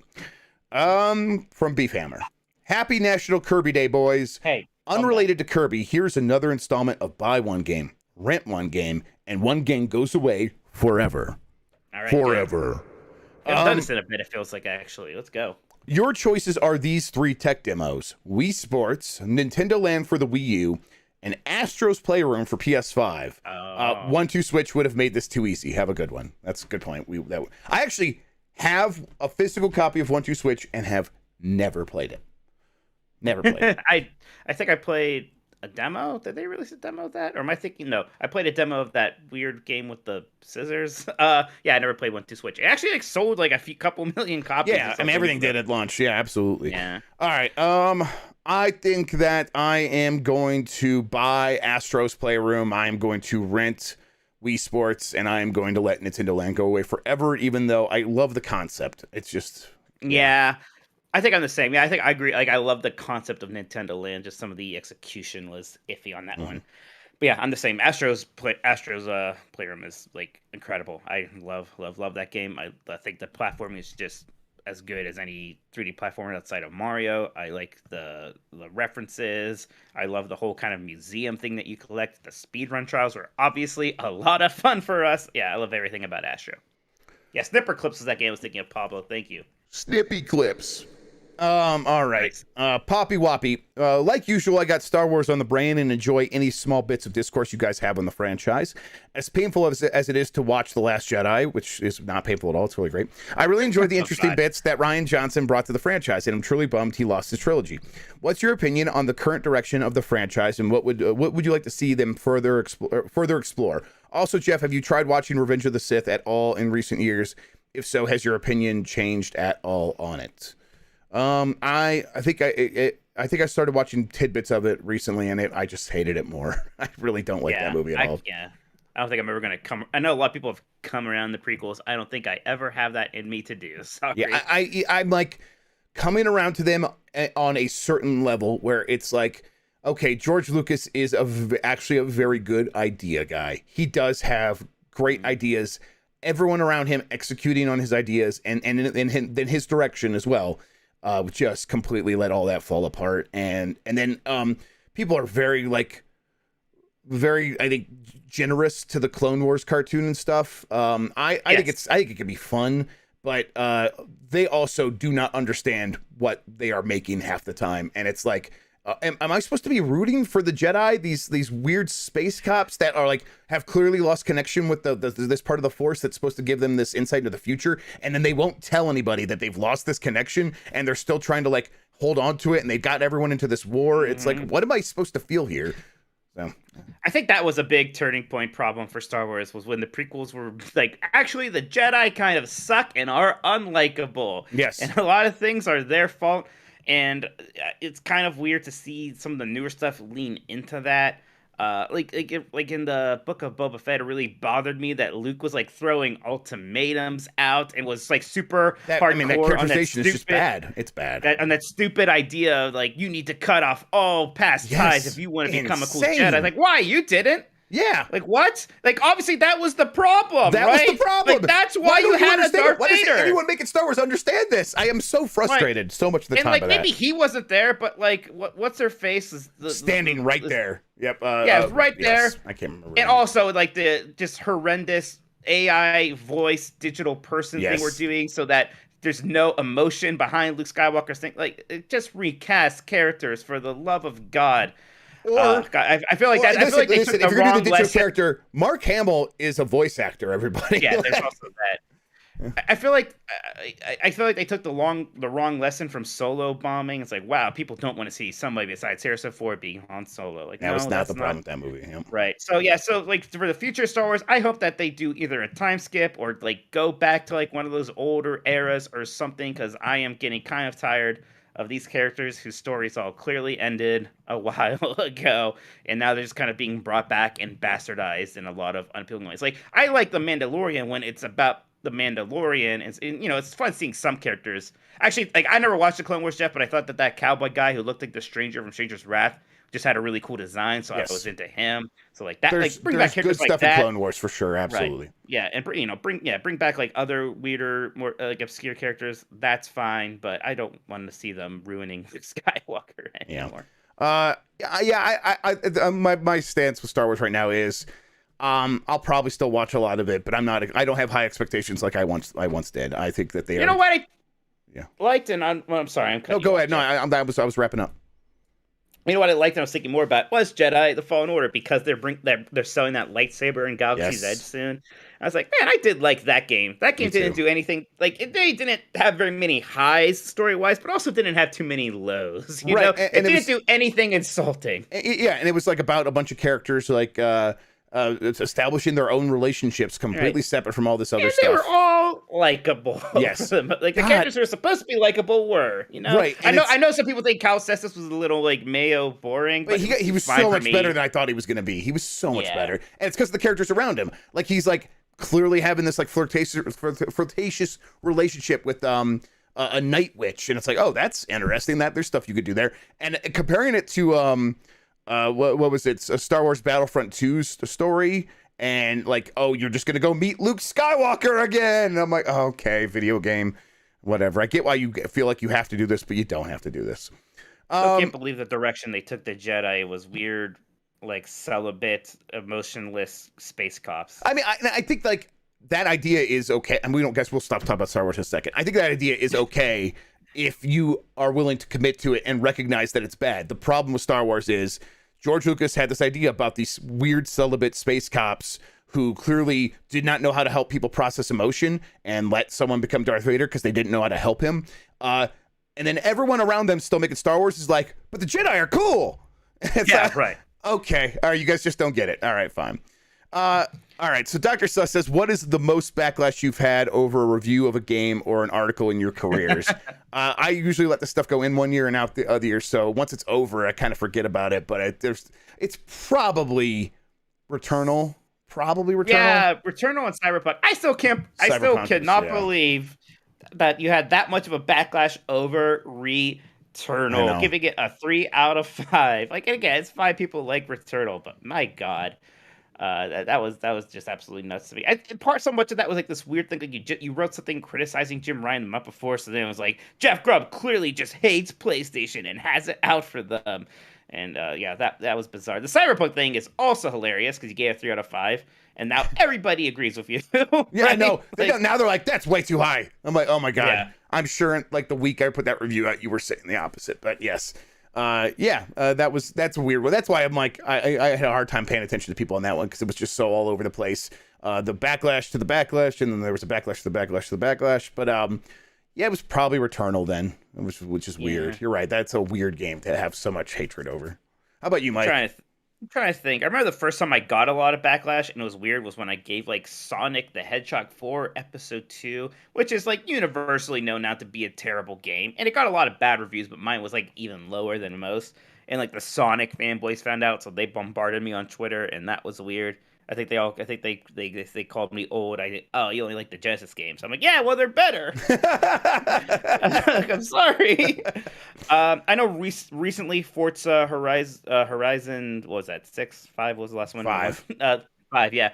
I got some backlash for that because like I went with this angle, like I'm not really a car guy, but yeah, this game is good. Not allowed to say that. I gave it a 4 out of 5, and people got mad about that as well. So. But gosh, I feel like there's probably another one. Thank God I'm not a woman. I probably would have gotten in a lot more trouble with these things. Oh yeah, that's why it's like very easy for me to be like, yeah, it happens. It's not that big a deal. It's not like what a lot of women put up with. Absolutely. Jedi Moss 4, we know game companies are sensitive to the ongoing war in Ukraine, and many have delayed certain projects and games that portray war in response. Yet Call of Duty is probably not going to be one of those games getting delayed because of the war. What does Call of Duty Modern Warfare 2 do in response to this environment, if anything? We talked about this a little bit. I think that they probably try to maybe tune down the marketing a little bit. They probably try to focus on characters in their single player story that are people you might be more empathetic towards, and maybe they try to play up like we're trying to tell their story. It's gotta be a tough thread to thread. I mean, Modern Warfare 1 had like that that whole thing where it's like you're like a child in a town being invaded and like you're watching your family die and stuff. It's like, man, are they gonna go there again? Right. Like, I wonder if they're changing any of the actual content in the game. Right. Yes. And maybe they are. Maybe this game does get delayed by like a month at least, maybe a couple months. I don't know, but I would be surprised still. Bench Turbo JC asks, okay, hello, gentlemen. Happy Friday. It's Kirby Day, and well, I don't really have a related question about Kirby. Just thought I'd say Happy Kirby Day. I do, however, have one question for each of you. Just curious, Mike, when did you start balding? Pretty early. I saw that Facebook comment where we were like, "This is probably where I realized I was balding." That bald spot. Yeah, right. Yeah, somebody like took a photo of me from like 10 years ago or something, like a while ago, even like in my 20s, and I have this like the big like bald spot that like on the back of my head. I think it might have been a PAX event. I was like, I didn't know I was going bald that quickly, and then this started receding very fast. And I think maybe 5 years now I've just been shaving, maybe longer. But yeah, it went pretty quickly for me. I had some unfortunate genes in that regard. And Jeff, what mystical beast god did you meet or pray to get the hair you have? Yeah, no. Happy Kirby Friday. Kirby's actually it. Kirby's the god. It turns out. I have no idea. It is just genes. It is my. Both my parents have like similar hair, and their parents, like my grandfathers on both sides, never went bald, and so far so good. Who knows? Maybe something still happen, but so far, my so grandpa good. on my dad's side had a full head of hair up until he died, but on my mom's side he went bald pretty early too, and I think they say that's where that usually comes from. Although I don't think that's how genes. Nah, it's not how it works. Yeah, but still, yes. Let's see. Danger Man Leet. Several points. 1. EA renaming their footy game to EAFC is not surprising to me. Surprising to me is that FIFA themselves are going to do it. Lol, this is going to be good. So, yeah, FIFA is gonna make their own. They're gonna make their own football game with hooker and beard. Right? It's gonna. Yes, exactly. Yeah. Remember when that WWE game came out where they just like switched developers, and that was even like a competent developer who had made sports game before, but still. Yeah, this is gonna be rough. I bet, Jeff. I bet so. Rough. I mean, I will be surprised if anything ever actually comes out. And if it does, it's going to be like a game that probably should come out at like $20 that they're gonna try to sell for full price or something. It's gonna be pretty bad. Danger Man goes on. I've noticed in the UK that Xbox Series X's are pretty common and still in stock. Writing as of last night. Sony way too cheap to pay a bit extra for supply. It's not cheap. It's physics, man. We talk about this a lot. There's just at a certain point you meet the limits of physics, and there's only so many lines building this stuff. And I think, I think Microsoft has just been a little bit better about doing big dumps of systems in its most key territories. And Sony has been like, oh man, we're spread a little bit more thin. Is kind of what's happening. Right. But also, I think maybe Sony usually does pretty well in Europe. They usually do better than Xbox does in Europe, right? Right. Also, I think Xbox has sort of lightened its demand a little bit by having the Xbox Series S available. Those are harder to find, apparently. Wait, which one? What's harder? Series S's. No, are they in the UK? Because they've been easier to find up to this point. Oh, I'm sorry. Yeah, maybe he was saying that X's are easy to find right now. So yes, maybe S's weren't. No, yeah. So, but I think what happened there is like so many people just like, oh, I'll just get an S and then wait. And now a lot of people who are like going to pick up an Xbox of some variety, it's just like, well, I already got the S and I'm pretty happy with that, and I'll just wait until it's really easy to get an X. And so like when they put a Series X out, or when they drop a bunch of Series X's in the UK, a little bit of that demand has been alleviated. From Jump Matt, should Elden Ring have a paraglider? Yes, I was thinking about it last night. I was playing the game. I'm like, yes, this game should have a paraglider. I mean, God, an open world game without a paraglider at this point is a little bit like, oh man, I mean, they could have just made it so that when you're on the horse, there's no fall damage. I think that would be good too. Okay. Yes, I don't think that would have really broken the game in any significant way. Did you get the paraglider? The horse can hold a paraglider. Or the horse, God. Maybe he can sprout wings or something. Did you play Horizon up to when you get the paraglider and that? Because, man, that thing was disappointing. Yeah, that's about as far as I got. And it was like, okay, this is not what I was expecting. No. I mean, it still looks cool, but it doesn't feel as joyful as when you're in Zelda. Well, it's just, I mean, it's intentionally so much less functional because, like, they don't actually want you to use it to kind of get around to places you're not supposed to be at, right? So.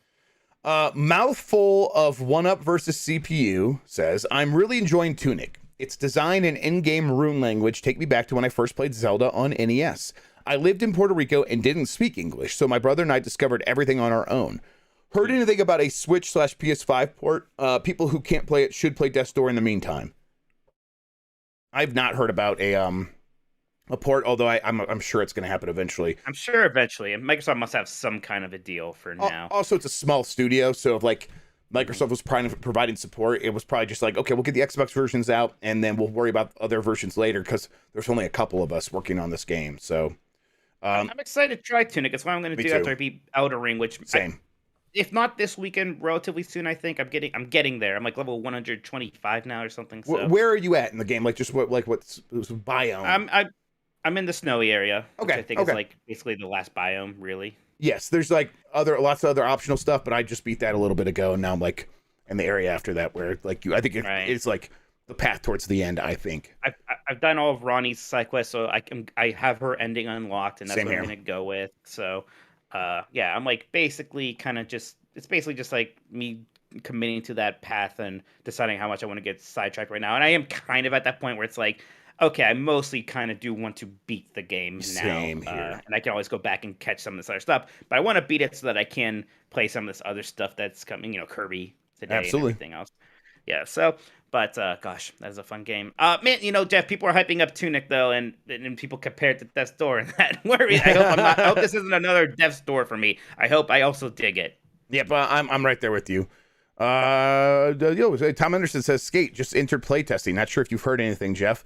I feel like I got a similar update a week ago or something like that. That something was about to happen with that game, but I haven't followed up on it. So that's very exciting. I think that we probably will hear something more about that game pretty soon, although they're not doing EA Play, so not there. Velocity Prime 1. Buongiorno la familia de beef and cheddar.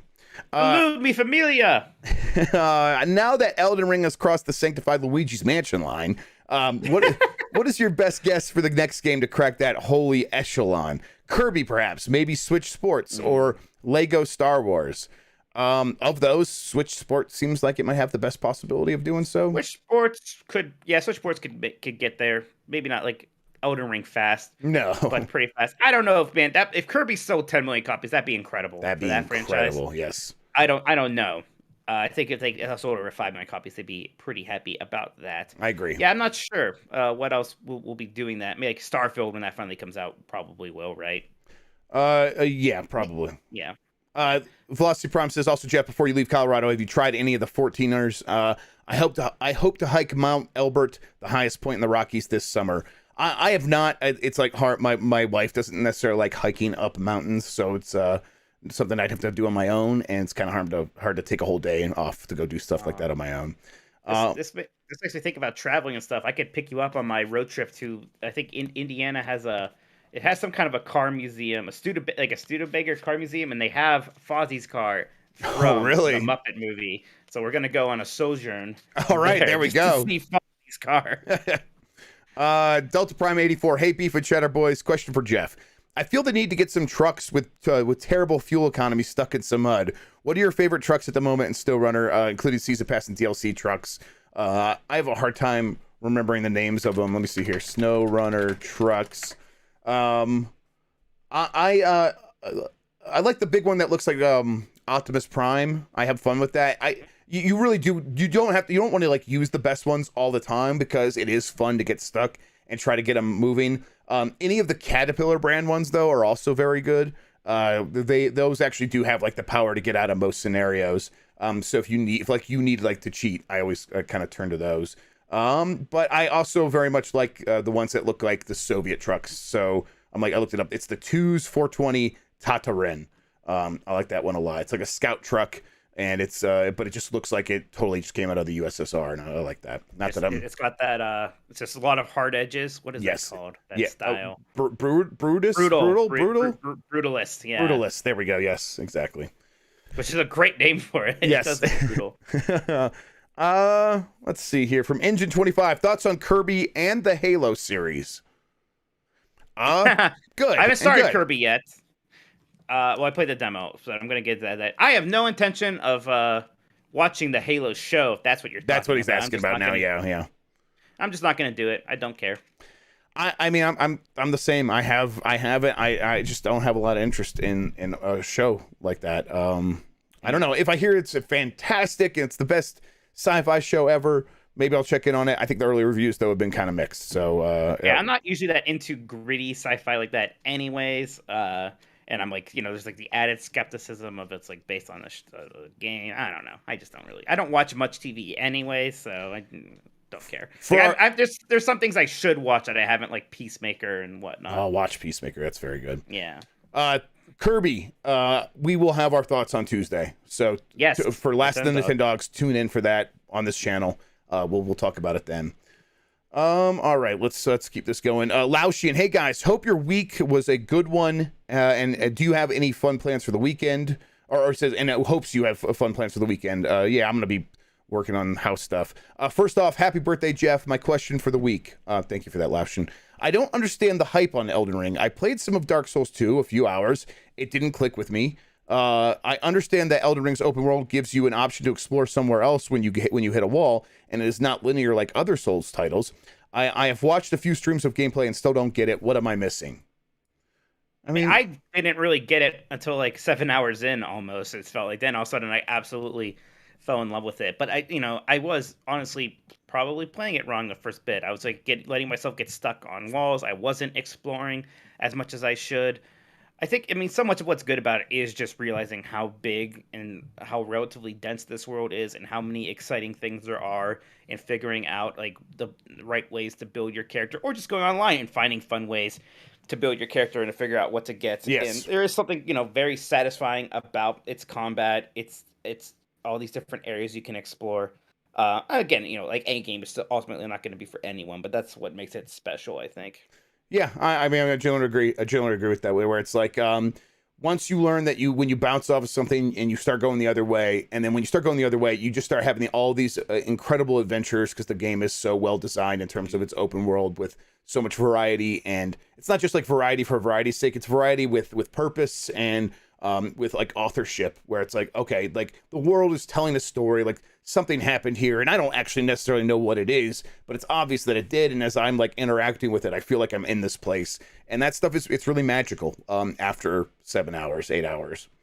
All right. Oop, hang on, I think I skipped. Okay. Have you ever had two games you were looking forward to releasing on the same day? I can't decide if I want to play Ghostwire or Kirby first. Yeah, that happens every once in a while. There's definitely days like that. I don't know why. Like, I can't believe I can't think of a more recent example. It's not even a great one because I obviously cared much more about the other one. But I always remember Kingdom Hearts 2 and Oblivion coming out around the same time. I don't know why that's the one I always go to. Wait, which game did you care about more? Kingdom Hearts 2, Jeff. Are you kidding me? Jeff. I don't think there has ever been a game I was more excited about for Kingdom Hearts. I think I literally almost had a panic attack driving home with it. I was so excited. You have no idea. I guess you weren't. You wouldn't know until Oblivion was out that it'd be something you would enjoy. Like, of course. I didn't even honestly get into Oblivion until like right before Skyrim came out. But even still, even like then, I would not have cared nearly as much. Kingdom Hearts 2. Yeah, and I forgot who I was talking to. I was so excited about it that like initially I was almost disappointed just because it just ended up being a video game. Like I got way out of control, but then I ended up loving it because I came down to earth a little bit. But yeah. Splatoon and Witcher 3 came out right next to each other. Guess which one I was more excited about? VJ Incoming is the biggest Splatoon fan you'll meet. Yeah. Let's see. Winnie, no questions, just wants to give thanks for a great week in the community and encourage everyone to be reading Mike Minotti on the GB newsletter. Yes, thank you. Yes, read that newsletter, everybody. Subscribe to that. Look for GamesBeat newsletter. It probably makes me look good. Increase those numbers. Yeah, get on that GamesBeat newsletter. Boss is happy. Yeah, it's basically just I do a very short intro and then it's just a link to our stories from the last day. Yeah, but Mike Minotti's in charge of it, everybody. So I'm in charge of it. So it's cool and maybe sexy. It's not sexy, but still. I mean, it's the Pandemonium 2 of video game newsletters. It's the Pandemonium 2, so it's inappropriate. It's shiny and a halter top of some sort. Let's see, Ogto. Hey there, Jeff and Mike. Video game genres are broken. Some refer to gameplay, first-person shooter, platformer, turn-based strategy, while others refer to structure. Open world, Metroidvania, Battle Royale. And then you've got made-up shit like Souls-like, which I guess means tactical combat. It just means it's like Souls. I think Souls-like usually to me is about the whole progression system, if anything, to be honest. Yeah. I expect that when I die, I drop something and I have to get it back. Or in the attack buttons are tied to the triggers, maybe. One of those two things. So, how do we fix video game genres? Can it be done? Should it be done? Or are we just going to make up shit as we go along forever? Have a wonderful weekend. And P.S. Kirby runs great at 60 frames per second on PC. Criminal! Wow. First of all, these were all made up. Everything was made up. Like, all words are made up. So yes, we made up all these. Platformer was made up. Yeah. RPG. Man, imagine if God came down. He's like, guys, I'm going to help you out here. These games over here with the numbers and the menus, those are RPGs. Mm-hmm. Like, what does that say? Role playing game. Aren't we role playing in all these games? Like, oh God. Then he left and abandoned us to our fate again. Exactly, and that's why we've been so fucked ever since. Because the video game genres. It's obviously messy, and like there's so much genre bending anymore that it is confusing. Like, and again, a million things can be RPGs, but I think we're all doing the best we can, right? We just have to give them extra labels. We had to kind of come to understandings that, like, yeah, like these, like, a lot of games are different things, but hey, we're doing our best here, and I think that's why has become more popular. Just call something a something like. Yes. Like, this is a rogue like. Right. We never should have got rid of Doom Clone. Doom Clone was so much better. Yeah. Right. Because, like, if you say Doom Clone, that tells me more about, like, I have better expectations than if you just say an FPS. Because, like, was Deus Ex an FPS? Yeah, sure, I guess. But it was also a lot more than that. It's confusing. Immersive sim is one that's, like, picked up a bit, and, like, I understand people get frustrated, like, well, what's that? But that seems more helpful than first-person shooter when trying to describe what the recent Prey game was. Yes, absolutely. I think we should just throw out all our genres and apply musical genres to video games. So adult contemporary video games is the very first thing I think we should try to figure out. What is an adult contemporary game? I guess it'd probably just be a retro game or modern retro throwback. It's difficult because we also need to, like, define like the story genre. So there's sci-fi and fantasy, but that's so different from the gameplay genre. It's a mess, but I don't think there's anything you can do about it. We just all got to keep on doing the best we can. Yep. We made up the law against murder. We're going to have to make up what we're doing with the genres of video games as well. So God made the law against murder, Jeff. We made up the law against murder, and God abandoned us, and here we are. Yeah. Colonel Indiana Lungnuts, excuse me. Nice. Hello, Jeff and Mike. What game franchise is an affront to God, and why is it Kingdom Hearts? Well, asked and answered. Wow, you guys leave Kingdom Hearts alone. Kingdom Hearts is good. That video was about how Kingdom Hearts 3 was bad that I watched for 5.5 hours. Sure. And my takeaway from it was, I kind of want to play Kingdom Hearts 3. Oh my God. What franchise is an affront to God? Man, there must be something here, Jeff. Well, I mean, if I was going to be like Orthodox Christian, Choaniki. There you go. It's too homoerotic. God hates it. No, I don't know. Probably Duke Nukem sure went off the rails there. It was like endearing for that hot second, then it became pretty obnoxious and kind of gross. Sonic kissed a human woman. God probably wouldn't be too in favor of that. Bubsy's a good answer. Maybe Gex. Yeah, like Bubsy and Gex, those are pretty good answers. Yes. When the 3D platformers really went to weird places. Yeah. Awesome possum. Anthropomorphic talking animals. Yes, God would want to put them in their place. I'm very much going Old Testament God here right now, everybody. So I will say that there seems to be something satanic about Five Nights at Freddy's, because it's obviously creepy and it's weird, but also somehow, like, entirely endearing to young children. Yes. Like, even like my 6-year-old nieces were like talking about Five Nights at Freddy's. It's just like something every kid is drawn to for some reason, and there's a little bit of the devil in that, I think, Jeff. Well, then sounds good to me. VJ incoming. Happy Friday, everyone. Jeff, Mike, I have no question this week, but with this potential of having you both doing content together in person on the horizon, please consider having an on-screen hug. No ulterior motive or anything. I've just grown to really admire the weird-ass friendship you both share, and my soul really needs that moment of being brought together. I don't think I've hugged a person that isn't in my immediate family for 2 years now. Yeah, you're gonna have to tip for a hug. Yeah. I'm gonna have to see that cheddar come in. We'll have to see. yeah. You give us the cheddar, I'll show you the beef.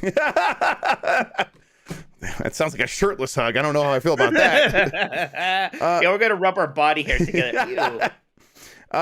Cruising Jeremy G. Oh no, Kirby has gone mouthful mode on the Death Star and has destroyed the peaceful planet of Alderaan. Does the rebellion stand a chance against such a devastating pink power? No. No, because he's gonna block the exhaust port thing or whatever, right? His massive body is gonna cover it up. They're just done. They'll try to go through his mouth, because it's like seems like an opening, but then they'll just go into that black hole that existed there and get turned into a star. They're fucked.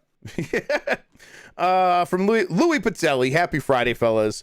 With all the negative feedback from popular streamers popping up on social media this week, and this week, and on social media, and plummeting player counts, is Halo as a live service already in trouble? I think it's like I said this in Grubb Sex. I think it's too early to judge because we need to see what they do when they go back, when they put a big new content push out. Season 2 comes out, yes. And I know I'm going to be jumping back in. I think a lot of people are going to jump back in. If they're happy with what they do, and if things start coming out faster after that, it'll be fine. We'll all forget about this kind of lull that they're experiencing right now. Right. And if they put out new content and most people don't come back, then yeah, it's in trouble. Sure. Yes. It's not trouble they can't necessarily claw out of, but yeah, it'd be in trouble. All right, Mike, that does it for the community questions. Do we have any more super chats? We do have a few more here. Boat Knight asks, are you going to get Grand Theft Auto Plus? What's Grand Theft Auto? Oh, like the remaster that just happened. No, I mean, I beat Grand Theft Auto 5, and that was actually kind of odd for me because I'm not a giant fan of those games, and I didn't think super highly of it either. So I'm not gonna play Grand Theft Auto again. I don't know, Jeff. Do you have any interest in that? Probably not. I don't know. Probably not. It's one of those things where maybe I would download it on the Steam Deck and maybe play a little bit of it, but mostly probably not. I'm much more of a Red Dead Redemption guy than Grand Theft Auto guy. Anti-Macro says, Dragon Age, are we getting a collection like Mass Effect? Jeff, I know I've asked you about this before. What's your latest on the potential of a Dragon Age collection? Yeah, the latest is that they're not doing it. There's too many issues with the games running on different engines, and also the stories are much more contained than Mass Effect, so they don't feel a need to put them all together into a collection. It's not happening. Okay, wait a second. GTA Plus is a new subscription. I'm just seeing this now. Another question about this that apparently was announced right when we started. Oh, okay. Grand Theft Auto Plus will cost $5.99 per month and provide subscribers with a reoccurring monthly bank deposit of 500,000 GTA dollars, ensuring players have plenty of cash to spend in the online open world. Wow. No. And some other things. I'm not going to subscribe to that. I will not be getting that. I will not be doing that. Wow. Okay. I mean, look, it's so weird, Jeff, because I always hear Grand Theft Auto Online is a big deal. And usually things are a big deal. I at least know somebody who's playing those things. I don't know, or at least hear from. I don't know anybody who plays it. There must be people, and there must be people who are interested in this. I guess not me. Yeah, I mean. I like the idea of maybe one day taking a crew on there, but I think I'll wait until the next iteration when they because every time I've seen people try to do that, it's been a buggy mess. So I'm like, I'll find another way in there one day. Yeah, I bet that's tell you what, I bet that's going to give them a nice little revenue stream while they continue to work on Grand Theft Auto 6. So it makes sense. Darren, are you done with the Dragon Age question? Sorry, I got distracted. Yeah, they're not doing it. No. Darren Unger said, did you guys talk about the GTA subscription? We just did. Didn't know it existed till now. Thank you. Yeah, thanks, Chad. In fact, it was his super chat that I read. I was like, oh, there's a subscription. Because at first, what's GTA Plus? Is he just talking Chad was getting mad because they were trying to tell us, and I was too busy looking at pictures of Pandemonium too while you were. Oh my God, that's your Daisy now. We have to find the name of that girl from Pandemonium. Pandemonia. Is that her name? No, I have no idea. Pandemonio and Pandemonia. Yeah. It's just Pandemonio with Mandy and Pandy from the Apple, yeah. Mm-hmm. VJ Incoming says, here, hug each other, you nerds. Joke's on you. I can't hug him now. Wait, what's this the right way? It's hugging. Mwah. All right, there you go. I don't know why I did that with my tongue. It was already weird. I just need to make it weird. Now you put this shit up. Oh yeah, my okay, God. so you're going to tell me that they didn't sex that up a little bit. Come on. How does she look in the first Pandemonium? Actually, the Not first like Pandemonium, this. I think No, you're right. The first Pandemonium, she looks like a... I don't know. She's just wearing clothes. What's her name? What's her goddamn name? That Baldur's Gate Dark Alliance game is sexed up. Here, let's see. Yes, here's the first one. Right, that's what I was thinking. Okay, so there's a little midriffy. Yeah, she's not... I mean, yeah, you know what it is? It's the stockings that look like the nanny from Muppet Babies. That's not a particularly sexy look, I guess. No. Yeah, and then as opposed to here, we're going to give you lots of makeup, and here's the big hoop earrings. and she's blocking the jester's fine ass. Like, what the hell? Yep. So yeah, Pandemonium 2, the most sexual game ever made. I guess. Look, I granted that they definitely tried to make her Her name's sexier. Nikki. Thank you, Turbo Sean. That'll probably It be a kind of made question her on more Jeopardy. bland. I think that like the first character was distinct. That looks like 30 other video game characters. Yeah, from the no, PlayStation that 1 looks era. like we get like Lara Croft was successful, so we got Yes. to Yeah, it's you gotta, literally her haircut. yes, and it's like her almost like her top as well. I don't know what a halter top is. I don't know why I keep saying that. All right, You're just obsessed with tops. I'm obsessed with tops. All right, that has many implications that we should just move on from. All right, Mike, I don't have anything else except for some games maybe that we've been playing, but it's mostly been Elden Ring for me again. I'm gonna go get Kirby here when we're done here. Like that's my plan for this weekend. The one fun thing I did the last couple nights was so I beat Donkey Kong Country 3, which was great. But then I was like, I needed something else to play while waiting for Kirby, so I actually played through all of Kirby's Dream Course, which was super fun. And I'll tell you what, that's a game that's actually just more fun if you like save state scum a bit, at least at the start of each hole, so that you don't have lives to worry about, right? Like you can, it's like you mess up, you can start the hole over again. It's just more fun that way. That's true. Yeah, but it was a lot of fun. Game. That's a great game. It was a lot of fun to just like play through the whole thing in a couple of nights. And gosh, that's a lot of fun. It got me in that Kirby mood without having to just play another super Kirby-ish game, right? Like I'm not burning myself out on Kirby stuff. So that was good stuff. I'm excited. We haven't played other than the demo. Do you think the demo is the start of the game, or yes, it's 1,000,000% the start of the game. Okay, so it doesn't for the first time, and maybe not the first time, but like they aren't opening with that Whispering Woods or whatever it is with that tree boss there at the beginning. Yeah, you fought you fought a boss, but you're still in that first world. I bet at the end of the first world, you're fighting Wispy Woods. Okay, all right, cool. All right, as is tradition. Mike, I'm gonna hit the button, and I think we're gonna get out of here. Why don't you tell people where they can find you on the internet? You can find me on Twitter at Tokoto, TOLKOTO. Hey, Turbo Sean, are we doing that Fall Guys game night? When's that happening? I think it's tonight. Is that tonight? Let me know. Yeah, I think we're playing Fall Guys, so install Fall Guys, everybody. And yeah, follow me. I said that already. We'll be back Tuesday. Less than 10 dogs. Check out 90s Disney, my 90s Disney podcast. Jeff. I'm Jeff Grubb on Twitter. Discord.gg/GameMess.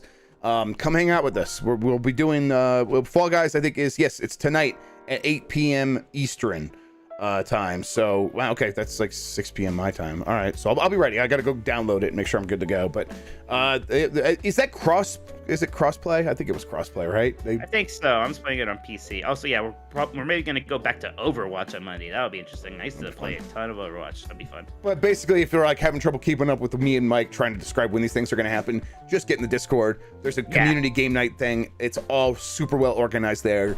So come hang out with us. And then there's great people to talk about games with all the time. We try to keep a real chill community. It's a good place to hang out. And then patreon.com/GameS to get to the secret channels. So do that as well. Mike, I look around and I just don't know how I'm gonna move all of this shit. You have fun with that. Yeah, I'm glad I'm not there, so I don't feel obligated to help you. I hate moving. I hate packing. I'm like telling. I want to die in hey, this house right now. Hey, not right now, but I mean, I want to die in the house I'm in. Yes, I'm like, make your sister come visit us, and maybe she could help us do some stuff. Like, she actually is like good at that stuff, so it'd be like nice to have her here. She can help with like the glasses and like stuff that like isn't too precious. Like, wrap it up and put it in a box. But a lot of stuff, like, I don't know, especially stuff you want to like get there intact, or you don't want it scratched. Or I'll finish it up right now. Are you okay, kiddo? What's up? You're my dad, and that makes me upset. You want to play on the what? On my tablet? I think it's on the couch, dude. Go get it. I'll be right there. What do you want to play? You want to play a video game? All right, we'll do that. All right, everybody. Thanks for watching. We'll catch you next week. Until then, have a good one. Take care of yourself and goodbye. I guess you're invited, Rachel.